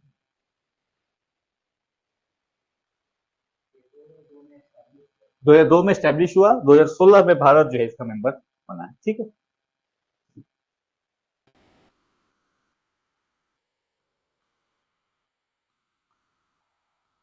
अच्छा, इसमें से अगर बात करूं, अगर नॉर्मली पूछ भी लेता है तो जनरली P5 के बारे में पूछता है कि ये जो परमानेंट 5 हैं ये मेंबर हैं कि नहीं, क्योंकि देखो आज के डेट में आप किसी भी तरीके की कोई भी बड़ी ट्रीटी बना लो, कुछ भी बना लो, अगर ये P5 मेंबर कंट्रीज जो है, ये P5 मेंबर कंट्रीज जो है ये उसका हिस्सा नहीं होती, तो ऑब्वियसली किसी भी ट्रीटी की इफेक्टिवनेस आपको पता है कि कितनी रहने वाली। हाँ जी, ABC group, P5 permanent 5 of United Nation Security Council. अच्छा, जैसे याद करो। ठीक है, तो यूएस, रशिया, फ्रांस, इनका इनका चाइना और इनका नहीं रहना आप समझ सकते हो, एंड यूके। ठीक है, तो इनका नहीं रहना बता देता है कि ट्रीटी सफल होगी कि नहीं होगी, ऑब्वियसली। ठीक है, इस ट्रीटी का हिस्सा 4 हैं, एक को छोड़ करके। ठीक है, चाइना को छोड़ करके। ठीक है, तो इस ट्रीटी का हिस्सा याद रखेंगे, चाइना को छोड़ करके बाकी जो परमानेंट 4 हैं, परमानेंट 5 हैं, वो इसका हिस्सा है। चाइना पे लेकर के क्लैरिटी नहीं है वो, और क्या उसकी दिक्कत है। ठीक है, तो ये चीज क्लियर रखेंगे। तो हैग कोड ऑफ कंडक्ट बहुत इंपॉर्टेंट वाला नहीं है, ये उस साल के इसलिए इंपॉर्टेंट रहा था क्योंकि भारत ने इसको ज्वाइन किया, और अदरवाइज ये इसकी चर्चा नहीं। ठीक है, मैं ऑब्वियसली क्लास में इसको बहुत ब्रीफ में कवर करके आगे निकल जाता हूँ, इतना नहीं कहता कि भारत ने कब ज्वाइन किया, मैं बता देता कि भारत मेंबर है ऐसे। क्योंकि ऑब्वियसली 140 मेंबर है, आप थोड़ी ना चर्चा करोगे कौन कौन से मेंबर्स ने कब ज्वाइन किया। ठीक है, तो ये आप थोड़ा सा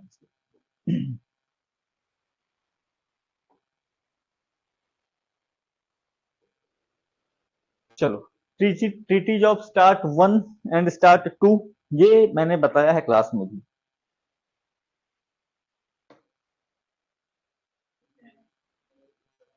treaty of START 1 and START 2, ये क्लास के मैंने इनिशियल्स में ही बताए थे, जब इनिशियल्स ही मैं पढ़ा रहा था स्टार्टिंग, पहले दूसरे लेक्चर में ही, तभी हमने चर्चा करी थी इसकी। मैंने एक ट्रीटी की चर्चा करी थी, जिस ट्रीटी का नाम था सॉल्ट, और उसी को बताया था कि यही ट्रीटी आगे जाके स्टार्ट में चली गई, और फिर मैंने बताया था कि करंट में आपको न्यू स्टार्ट पढ़ने का है। ठीक है, बहुत ब्रीफ में इनकी चर्चा करी थी, बट ऑब्वियसली बताया है इससे। ठीक है, ये मैंने, ये देखो दुनिया में ऑब्वियसली अगर नहीं भी पता हो कुछ, तो यूएसए एंड चाइना, अब ये बात है कि अगर आपको ना पता हो कि ट्रीटी के अंदर में क्या है तो आप नहीं बता पाओगे। जो सॉल्ट ट्रीटी थी, this was the strategic arms limitation talks. ठीक है, ये मैं आपको जब पहली बताया था ना, बैलिस्टिक मिसाइल वगैरह जब बताया था उस क्लास में डिस्कस करी थी। ठीक है, इन्होंने डील करा था सॉल्ट ट्रीटी के अंदर में कि हम बैलिस्टिक मिसाइल को कंट्रोल करेंगे बनाना। ठीक है, ये 1972 1979 के बीच की 1970s की बात है। ठीक है, स्टार्ट 1 एंड स्टार्ट 2 जो ट्रीटी है ये 1990s की बात है, यानी कि सोवियत रूस के विघटन के बाद की घटनाएं हैं ये। 1991 पहली स्टार्ट 1 ट्रीटी जो है, स्टार्ट 1 ट्रीटी के अंदर में इन्होंने बात करी थी, अब जब यूएसएसआर जस्ट टूटने को ही था, कि इसके अंदर में हम क्या करेंगे, हम अपने बैलिस्टिक मिसाइल्स की संख्या को क्या करेंगे, कम कर लेंगे, न्यूक्लियर वॉरहेड्स को क्या करेंगे, कम करेंगे। तो यहाँ पे ballistic missile and nuclear warhead की ही चर्चा होती है। तो कभी भी सॉल्ट आए या स्टार्ट आए, दोनों treaty India sorry USA and USSR के बीच की है, और दोनों रिलेटेड है with the nuclear warheads and ballistic missiles. ठीक है, यहाँ पे इन्होंने चर्चा करी थी कि स्टार्ट 1 ट्रीटी के अंदर में कि हम अपने न्यूक्लियर वॉरहेड्स को दोनों क्या कर लेंगे, कम करेंगे, हम 6000 से ज्यादा नहीं रखेंगे। ठीक है, इसके बाद स्टार्ट 2 ट्रीटी फिर इन्होंने साइन करी 1993 में, और 1993 में इन्होंने कहा कि 6000 नहीं, हम 3500 तक लेके आएंगे। बट स्टार्ट 2 ट्रीटी को इसने साइन नहीं किया, रशिया ने साइन नहीं किया, यूएसएसआर ने साइन नहीं किया। ठीक है, तो ये कहानी आपको स्टार्ट 1 एंड स्टार्ट 2 की रही। रिसेंट में जो चल रहा है, ठीक है, स्टार्ट 1 एंड स्टार्ट 2 बस इतना ही याद रखो, डिटेल्स की बहुत जरूरत नहीं है कि कितना था क्या था, वो नहीं पूछा जाएगा ऑब्वियसली, इंडिया की टीटी भी नहीं है वो, हम उसको डिटेल में पढ़ें। रिसेंट में जो टीटी आपको याद रखनी है वो रखनी है न्यू स्टार्ट टीटी। ठीक है, ये घूम फिर के न्यूज में आ जाता है, ये घूम फिर के न्यूज में आ जाता है, क्योंकि यही एक टीटी है जो कि अभी दोनों देशों के बीच में है जो चल रही है। ठीक है, 2010 में ये साइन हुई न्यू स्टार्ट ट्रीटी, लिख लो 2010 में।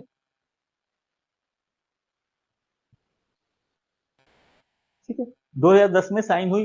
पर्पस इसका भी वही है कि आप कितने न्यूक्लियर वॉरहेड्स को रखोगे, कितने मिसाइल्स को रखोगे, यही पर्पस है, इससे ज्यादा इससे अलग पर्पस नहीं है इनका भी। और ये 2010 में जो साइन हुई, ये चलनी थी आपको अप टू 2021, अप टू 221 ये वैलिड होना था। ठीक है, it was to be valid up to 2021, 2021 तक इसको वैलिड रहना था। बट फिर जो है श्री श्री ट्रम्प साहब थे और इधर पुतिन जी थे, तो इन्होंने मिलकर के कहा कि नहीं, इसको कुछ दिन के लिए और एक्सटेंड करते हैं अपने आपस में। ठीक है, तो इसको इन्होंने एक्सटेंड करा है, एक्सटेंडेड टिल 2026। ठीक है, तो 2021 तक होना था, 5 सालों के लिए इन्होंने इसको क्या करा है, एक्सपेंड किया है। तो 2026 में ऑब्वियसली फिर चर्चा में आ जाएगा ये, क्योंकि जैसे ही एक्सपायर होगा, कारण है कि यूएसए के साथ जो होता है, खास करके यूएसए रशिया की आपस की राइवलरी में जो होती है, उसका असर जो है वो पूरी दुनिया में पड़ता है, तो इसीलिए थोड़ा सा इंपॉर्टेंट है। ठीक है, तो सॉल्ट स्टार्ट न्यू स्टार्ट, ये टीटी जो है आपको काम जो है। ठीक है,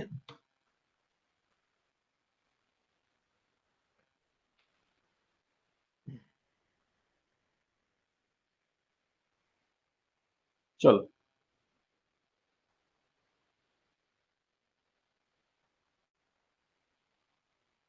आसान क्वेश्चन।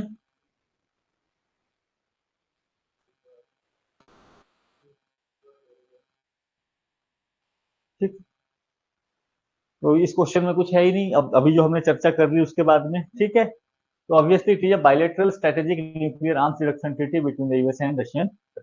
बस वही कहानी, बाकी कुछ एनर्जी सिक्योरिटी वैसे यूरोपियन यूनियन। कहने का पर्पस ये भी है कि ये क्वेश्चन क्योंकि स्टार्ट से 2 बार पूछा जा चुका है, 2026 में आगे आके डेवलपमेंट क्या होता है, 2026 में क्या डेवलपमेंट होता है, तो फिर क्या हो जाएगा, इंपॉर्टेंट रहेगा, क्योंकि ये काफी इंपॉर्टेंट टॉपिक जो है। हाँ, पहला ही है ऑब्वियसली, तो फिर जो है ये आपके लिए इंपॉर्टेंट रहेगा। Consider the following in respect of Indian Ocean naval symposium. इसको इसने पूछा कि भाई कब इनॉग्रेट हुआ। Inaugural IONS was held in India in 2015 under chairmanship of Indian navy. और यहाँ पे दूसरा जो ऑप्शन पूछ रहा है, IONS is voluntary initiative that seeks to increase maritime cooperation among navies of the littoral states of the Indian ocean.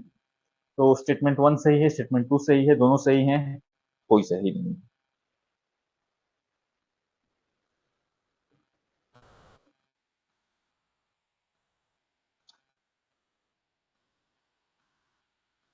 हम्म, हाँ जी, देखो अब इस तरीके के सवाल की सर ये मीटिंग वाला में सही कर रहा है ये राज्यों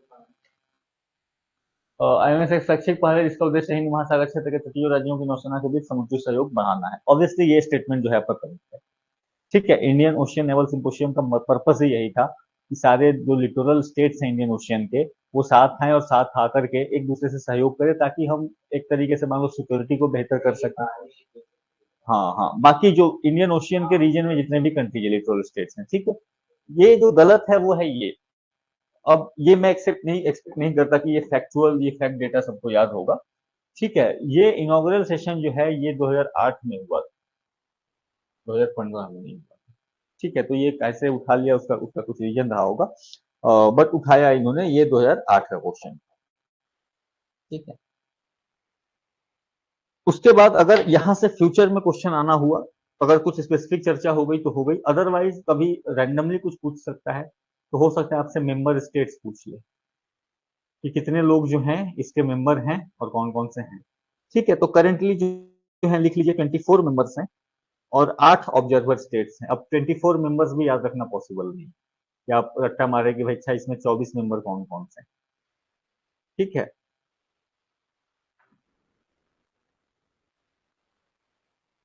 बट अब 24 मेंबर याद रखना ऑब्वियसली पॉसिबल नहीं है, लेकिन कुछ ऐसे मेंबर्स हैं जो अगर ऑप्शन में आ गए तो शायद आप गलती से छोड़ देंगे।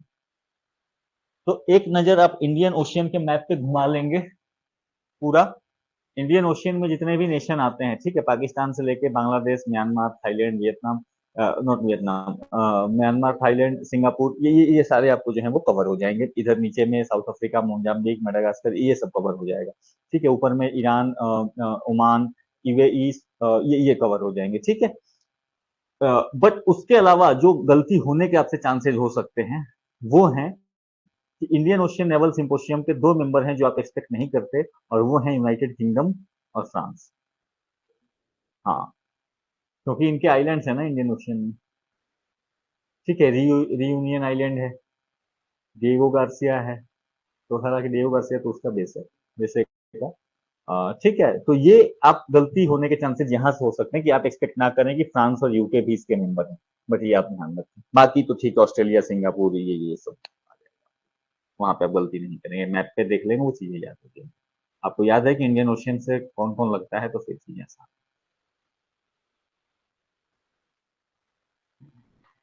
ठीक है, वो ऑलमोस्ट, हाँ, सारे के सारे एक बार चेक कर देख लेना। बट कहने का मतलब मैंने इसको अलग से क्यों कराया, क्योंकि ऑप्शन में आएगा, अगर उसने पूछा तो आप वहां पे ठीक है आसपास से इंडियन ओशियन के ये रहेगा तो आप करोगे, बट चांसेस फंसाने के लिए क्या किया जाएगा आपको, आपको फ्रांस दिया जाएगा, फंसाने के लिए आप यूनाइटेड किंगडम दिया जाएगा, जो कि आप सोच ही नहीं सकते। आपको अभी ये कहाँ से इंडियन ओशियन में आएंगे, ठीक है। बट इनके आइलैंड्स है ना, इनके इंडियन ओशियन में आइलैंड्स है, तो उसके बेसिस पे जो है ये आपको सवाल, ठीक है।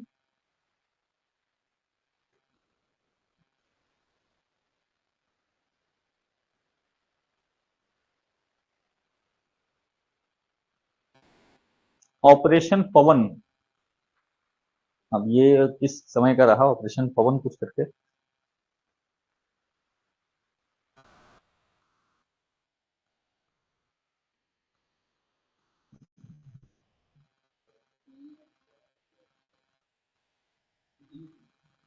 Operation Pawan, establishing peace in Punjab, creating more air services in India, cleaning environment pollutants in Indian cities, operation of IPKF इन।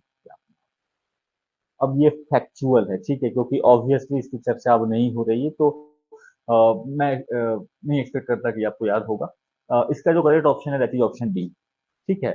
तो जो आपको श्रीलंका में सिविल वॉर चल रहा था लिटेक के अगेंस्ट में, एलटीटीई, ठीक है, तो उनके खिलाफ जो 1987 में भारत और श्रीलंका के बीच में अकॉर्ड हुआ था, इंडिया श्रीलंका अकॉर्ड, भारत ने कहा कि भाई हम आपकी मदद करेंगे, हम वहां पे सिविल वॉर को एंड कराने के लिए। तो वहां पे जो आपको जो इंडियन पीस कीपिंग फोर्स है ये, ठीक है, IPKF, Indian peace keeping force जो हमने भेजा था, तो उसको जो लैंड कराया था वहां पे उसी का नाम रखा गया था ऑपरेशन पावर। अब ये देखो, इस तरीके के रैंडम क्वेश्चन कभी उठा के पूछ लिया। अब मुझे ये क्या लगता है कि ये क्वेश्चन 2009-10 के आसपास में पूछा होगा, इसलिए पूछा होगा कि 2009-10 वाला जो समय है उस टाइम में आपको पूरा का पूरा जो कंप्लीटली जो माना गया कि एलटीटी का खात्मा हो गया और आज से श्रीलंका की जो वॉर है वो खत्म हो गई। तो मेरा ये हिंट कहता है कि ये 2009-10 का क्वेश्चन पूछा हुआ है, तो उससे रिलेट करके उसने कुछ पूछ लिया। नॉर्मल सर्कमस्टांसेस में अभी मुझे नहीं दिखता है कि इससे कुछ लेकर रिलेटेड पूछ सकता है। अगर रिलेटेड कुछ पूछेगा तो वो आपसे पूछेगा, ठीक है। ऑपरेशन पवन, ये चीज तो याद रखेंगे, ये ऑपरेशन ऑफ आईपीकेएफ हो गया, और ये इंडो श्रीलंका अकॉर्ड हुआ था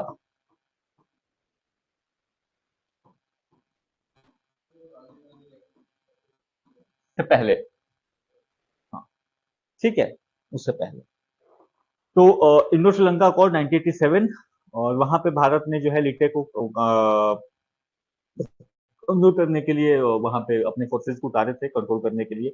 बट कैजुअलिटीज बहुत ज्यादा हुई थी, तो फिर बाद में भद्र भी बहुत पिटाई हुई थी यहाँ पे, ठीक है, कि भाई क्या कर दिया, तो यहाँ से रिलेटेड एक चीज आपसे पूछ सकता है जिसकी चर्चा बार बार होती है, जब भी कोई श्रीलंका का आदमी या मिनिस्टर ऑफिशियल जो है वो भारत आता है, या फिर भारत के लोग जब आपको जाते हैं श्रीलंका, कोई भी मिनिस्टर उस तरीके से जाते हैं, वो एक शब्द बार बार कहते हैं कि भाई 13th अमेंडमेंट को आप पूरी तरीके से लागू करो, 13वां अमेंडमेंट आप पूरी तरीके से लागू करो।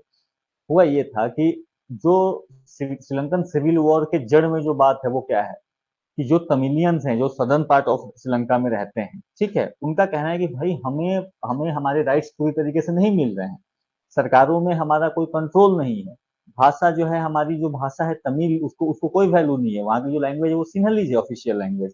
ठीक है, तो हमें एक तरीके से सेकेंड टाइप ऑफ सिटीजन बना के रखा गया है। तो जब इंडो श्रीलंका अकॉर्ड हुई थी, भारत ने कहा था कि भाई मैं एलटीटी को समझा दूंगा, या जैसे भी कहो उसको उसको उनके हथियार डलवाऊंगा, बट बदले में श्रीलंका की सरकार को भी कुछ करना पड़ेगा, उनको तमिलियन को कुछ अधिकार देने पड़ेंगे। तो बात हुई थी कि आप अपने संविधान में एक संशोधन कीजिए और कहिए कि जो वहां के प्रोविंसेज हैं, जो भी स्टेट होगा बनेगा वहां पे, उनको बहुत हद तक क्या करी जाएगी, ऑटोनॉमी दी जाएगी, उनको काफी हद तक स्वायत्ता दी जाएगी, ताकि उनको लगे कि हाँ मैं अपने इलाके का शासन जो है मैं खुद कर रहा हूँ। तो ये बात हुई थी 13th अमेंडमेंट को लेकर के, साथ ही भाषा को, उनको उनकी संख्या कैसे बढ़ाई जाए जॉब्स में, इन चीजों को लेकर के चर्चा हुई थी। ठीक है, तो 13वां संविधान संशोधन काफी इंपॉर्टेंट जो है, आपको ये ध्यान रखने का है। ये इंडिया श्रीलंका के टाइज के बीच में हमेशा न्यूज में कभी कभी चर्चा आ जाती है। ठीक है, तो इसलिए इसको ध्यान में रखेंगे। हालांकि इसको पूरी तरीके से लागू नहीं हुआ, आज भी पूरी तरीके से लागू नहीं हुआ, इसलिए कभी 13th अमेंडमेंट जिस तरीके से उन्होंने कहा था ना, वो पूरी तरीके से लागू नहीं किया, पूरी तरीके से लागू नहीं किया। यानी पावर तो दिया, बट मेजर जैसे पुलिस को अपने कंट्रोल में रख लिया, लैंड के पावर नहीं दिया, फाइनेंसेस के पावर नहीं, अब आपने गवर्नमेंट दे दिया उसको, पुलिस नहीं दिया, लैंड नहीं दिया, पैसा नहीं, जो करेगा क्या। ठीक है, उन्होंने बोला कि उन्होंने कि भाई सिंहली जो है वो मेन लैंग्वेज रहेगी। उन्होंने तमिल को अभी तक ऑफिशियल लैंग्वेज के दर्जा नहीं दिया है।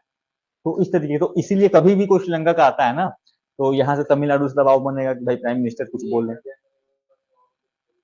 हाँ जी, ऑब्वियसली प्रॉब्लम होता है, नहीं तो हटेगा नहीं, वहाँ वो बात आते रहती है ना, जो गवर्नमेंट आते हैं, अब वोट बैंक की पॉलिटिक्स तो वहां भी होगी, तो वहां भी जो है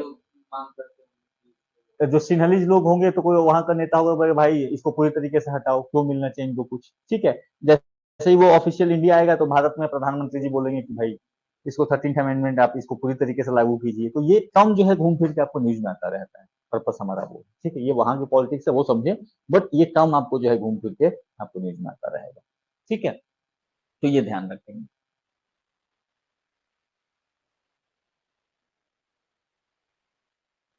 चलिए, व्हाट इज फ्रेंडशिप 2016, दोस्ती 2016, ये क्या था, और ये क्वेश्चन क्यों पूछा, अगेन आई डोंट नो।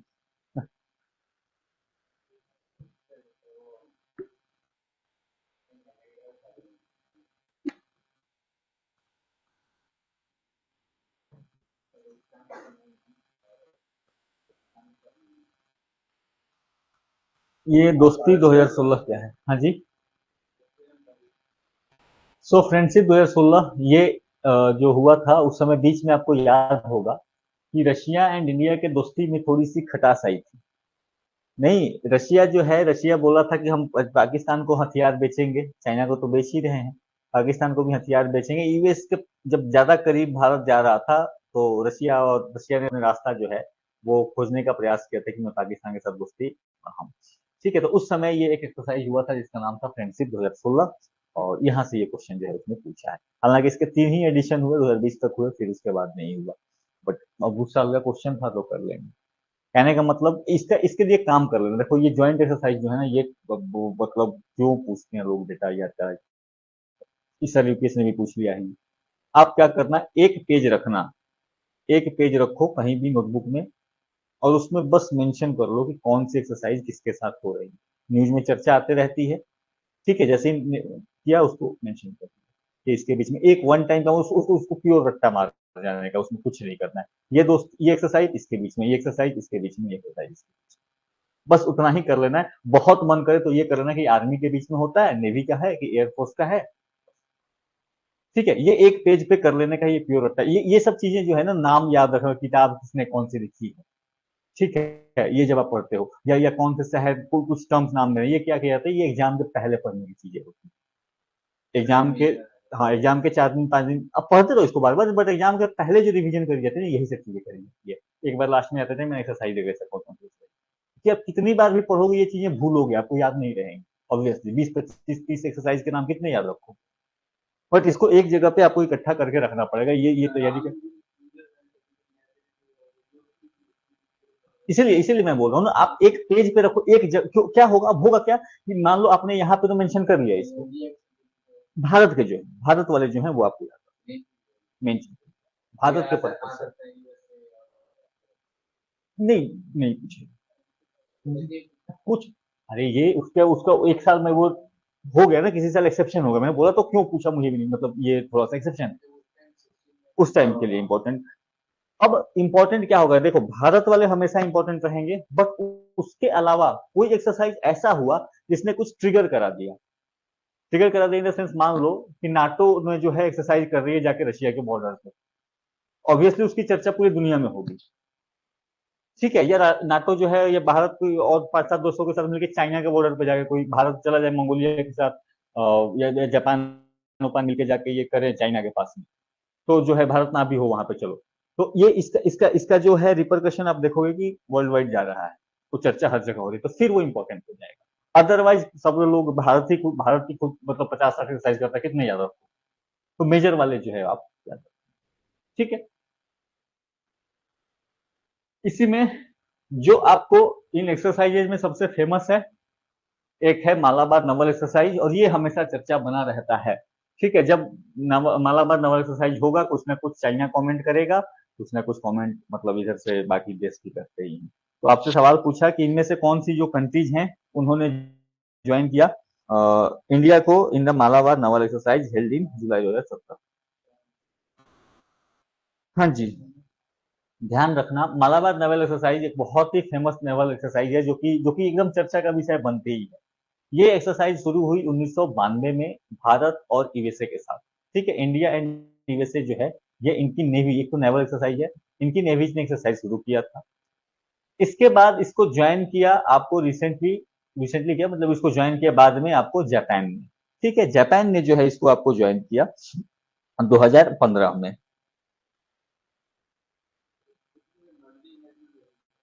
हाँ, मल्टीनेशनल।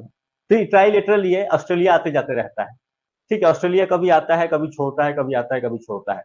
आज के डेट में 3 परमानेंट इसके मेंबर जो हैं, वो इंडिया है, जापान है और यूएसए है। ठीक है, बाकी जो देश हैं दोस्ती यारी में कभी चले आए, कभी चले गए। अब अमेरिका, ऑस्ट्रेलिया जो है कभी आता है, कभी चाइना से दबाव बनता है तो छोड़ देता है। ठीक है, तो ये होते रहता है। इस साल का लिख लो, 2023 का कहाँ हुआ था, 2023। अरे बाबा, दबाव है ना, मार्केट सबके है। ठीक है, जब तक आप मार्केट को पूरी तरह से हटाओगे नहीं, तब तक आप बटे रहोगे ना। तो दबाव है, ऑस्ट्रेलिया पे दबाव रहता है, कभी ज्वाइन करता है, कभी छोड़ देता है। 2023 वाला जो हुआ है रिसेंटली लास्ट वाला, वो ऑस्ट्रेलिया में हुआ था। ठीक है, ऑस्ट्रेलिया के ही कोस्ट पे हुआ है, ईस्टर्न कोस्ट में ऑस्ट्रेलिया पे हुआ है। तो वो आपको मालाबार जो है काफी फेमस एक्सरसाइज है, और इसको लेकर के चर्चा होती रहती है, हमेशा होती है।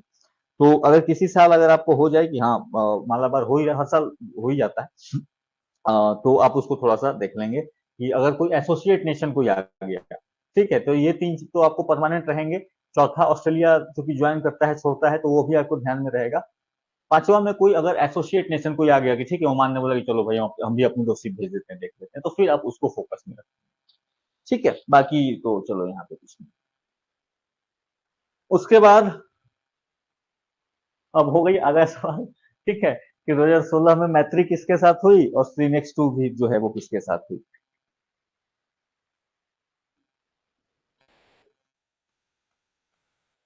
तो म से मैत्री, म से मालदीव। ठीक है, बट ये लॉजिक लगाना मत, ये फिर हो जाएगा, हर जगह नहीं चलता।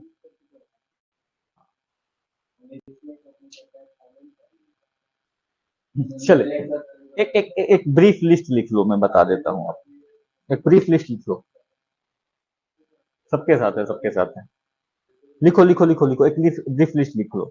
इसको आप अपडेट करते रहोगे अपने टाइम के हिसाब से। जो मेजर मेजर वाले हैं मैं वो आपको करा देता हूँ। ठीक है, नंबर 1 में लिख लो आर्मी एक्सरसाइज लिख लो। 2 फेमस एक्सरसाइज हैं, एक है युद्ध अभ्यास, दूसरा है शक्ति। ये 2 काफी फेमस एक्सरसाइजेज हैं।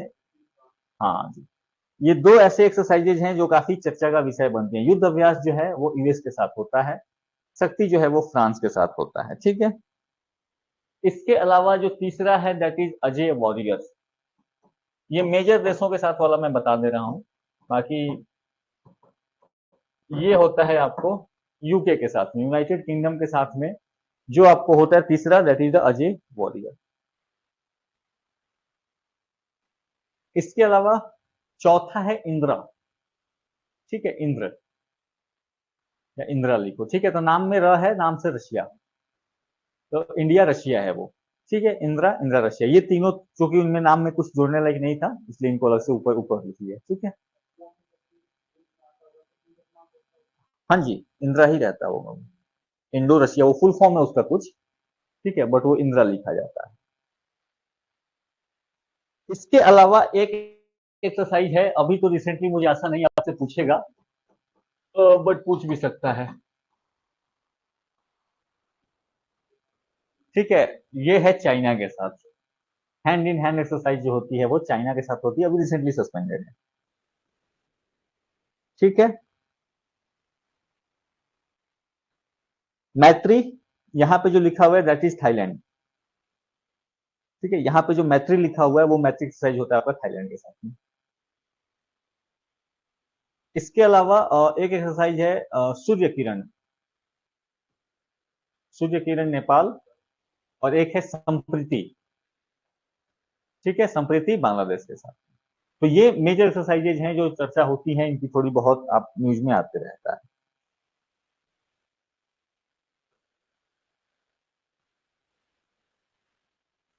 इसके अलावा नेवी के लिख लो, नेवी के तो एक तो मालाबार है, मालाबार की चर्चा तो हम कर ही चुके हैं।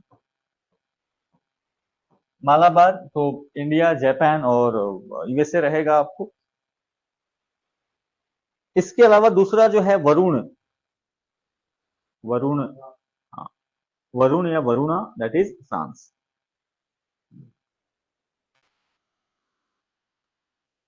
तीसरा जो है दैट इज द स्लिनेक्स, हाँ जी, फिर से बता दूं, अच्छा, मालाबार हो गया, दूसरा लिख लो इसमें वरुण, वरुण ये फ्रांस के साथ में है, ठीक है। मालाबार की तो अभी चर्चा करी हमने। इसके बाद है स्लिनेक्स, ठीक है, तो श्रीलंका है यहाँ पे, तो इंडिया, श्रीलंका एंड सिंगापुर, ठीक है, स्लिनेक्स।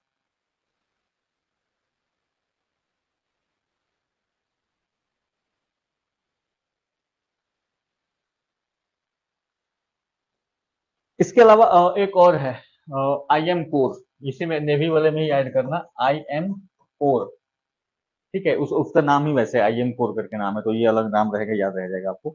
और ये म्यांमार के साथ में,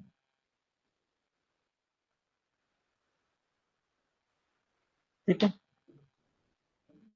हाँ ये नेवी का है। तो एयरफोर्स वाले देख लिए, नेवी वाले देख लिए, सॉरी एयरफोर्स नहीं देखा, आर्मी वाले एंड नेवी वाले देख लिए। इसके बाद जो एक्सरसाइज बचती है वो है एयरफोर्स की। एयरफोर्स में सबसे फेमस एक्सरसाइज है कोपे इंडिया, ठीक है, COPE एंड इंडिया, हाँ जी, IM को म्यांमार के साथ। हम्म, ठीक है। एयरफोर्स में कोपे इंडिया, COPE, कोपे इंडिया, ठीक है, कोपे इंडिया, ये है यूएसए के साथ,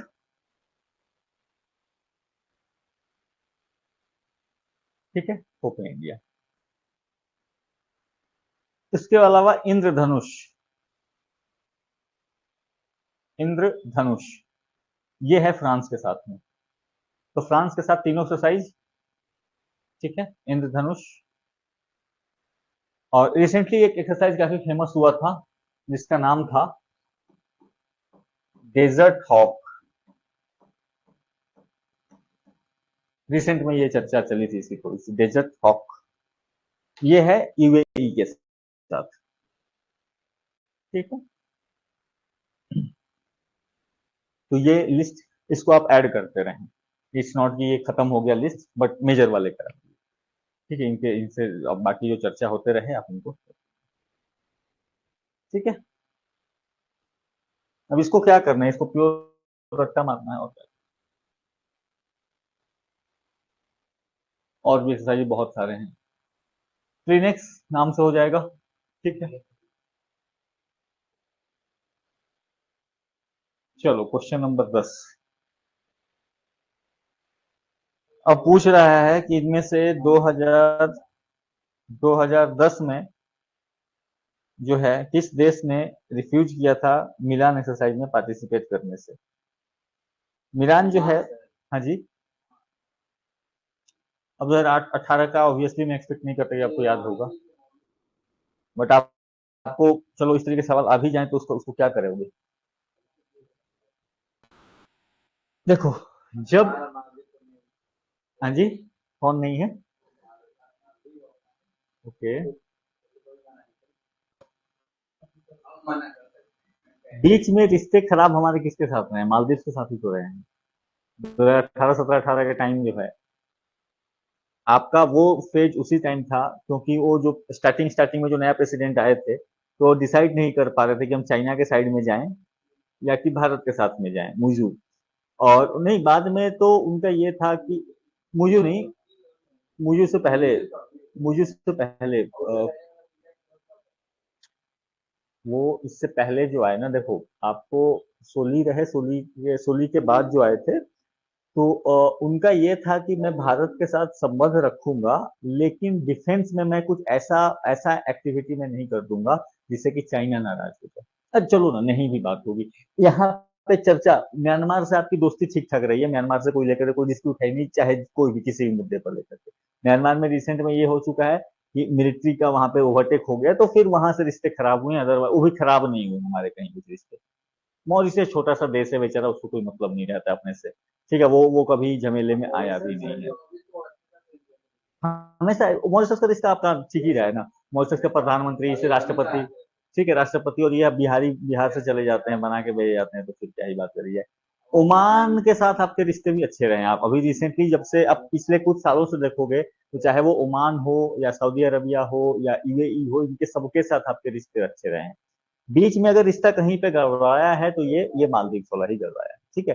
2018 में इन्होंने मना कर दिया था, वही पोस्टरिंग थी कि डिफेंस वाले, खास करके क्योंकि डिफेंस एक्सरसाइज था, और अभी तो खैर अभी तो मतलब सच्चाई नहीं है, तो ये चलेगा। अब है कि ये मिलान एक्सरसाइज है क्या? मिलान एक्सरसाइज जो है ये मल्टीलेटरल नेवल एक्सरसाइज है। भारत जो है हर साल आपको या बाईएनुअली जो है इसको अनाउंस करता है कि हम ये करेंगे, और यहाँ पे अलग अलग देशों को इन्विटेशन दिया जाता है, तो कभी 20 नेशन भी हो सकते हैं, कभी 22 नेशन भी हो सकते हैं, उसका उसका कोई फिक्स मेंबरशिप इसकी नहीं है, ठीक है। तो ये करीब करीब 10 से 12, 12 से 20 इस तरीके के नेशन जो है ये आपको रहते हैं। जैसे 2022 वाला जो इसका एडिशन हुआ था, 2024 का तो अभी हुआ नहीं है, तो उसमें करीब करीब आपको 42 देश, ठीक है। तो इतने ज्यादा देशों का नाम याद रखना पॉसिबल नहीं है। तो इस तरीके से अगर कोई, हाँ, किसी को भेजा जाए नहीं एक्सेप्ट करे तो कौन नहीं आया वो पूछा जा सकता है, कौन आया ये पूछना फिर मुश्किल हो जाएगा आपको, ठीक है। ठीक है, तो इतनी ही कहानी थी आपकी, हाँ जी। लिस्ट होता रहेगा, आप रिस्ट्रिक्टेड लोगों को भेजते ही हो लिस्ट, आप थोड़ी ना सबको भेज देते हो कि नहीं नहीं तुम भी देखो तो ठीक है, तो आप भेजते नहीं हो, तो इतनी ही कहानी है। ठीक है, तो इतना ही था आज के ये में। और इसको जो है, तो यहाँ से दो चीजें, एक तो जो आपका आर्किटेक्चर वाला है, डिफेंस आर्किटेक्चर, न्यूक्लियर आर्किटेक्चर, कौन सी चीजें क्या है, तो ऑब्वियसली मैं इस क्लास में डिस्कस करूंगा। ये जो है डिफेंस वाला कि कौन सी किसकी एक्सरसाइजेज होती हैं, ऑब्वियसली साइंस एंड टेक का हिस्सा नहीं बनता है किसी डायरेक्शन से, बट इसको आप क्या करेंगे, वही लिस्ट बना के रट्टा मारने का है, कुछ चीजें एकदम दिमाग में बिठा दो, वो रट्टा मारना ही है। ठीक है, बुक्स, ऑथर्स, कौन ऑर्गेनाइजेशन कौन जुड़ा हुआ है, किताबें, ये डिफेंस एक्सरसाइज, तो ये सब आपको प्योरली रट्टा मारना पड़ता है, इसमें कोई आपकी कुछ मदद नहीं कर सकता। ठीक है, तो चलो फिर फिनिश करते हैं, हाँ।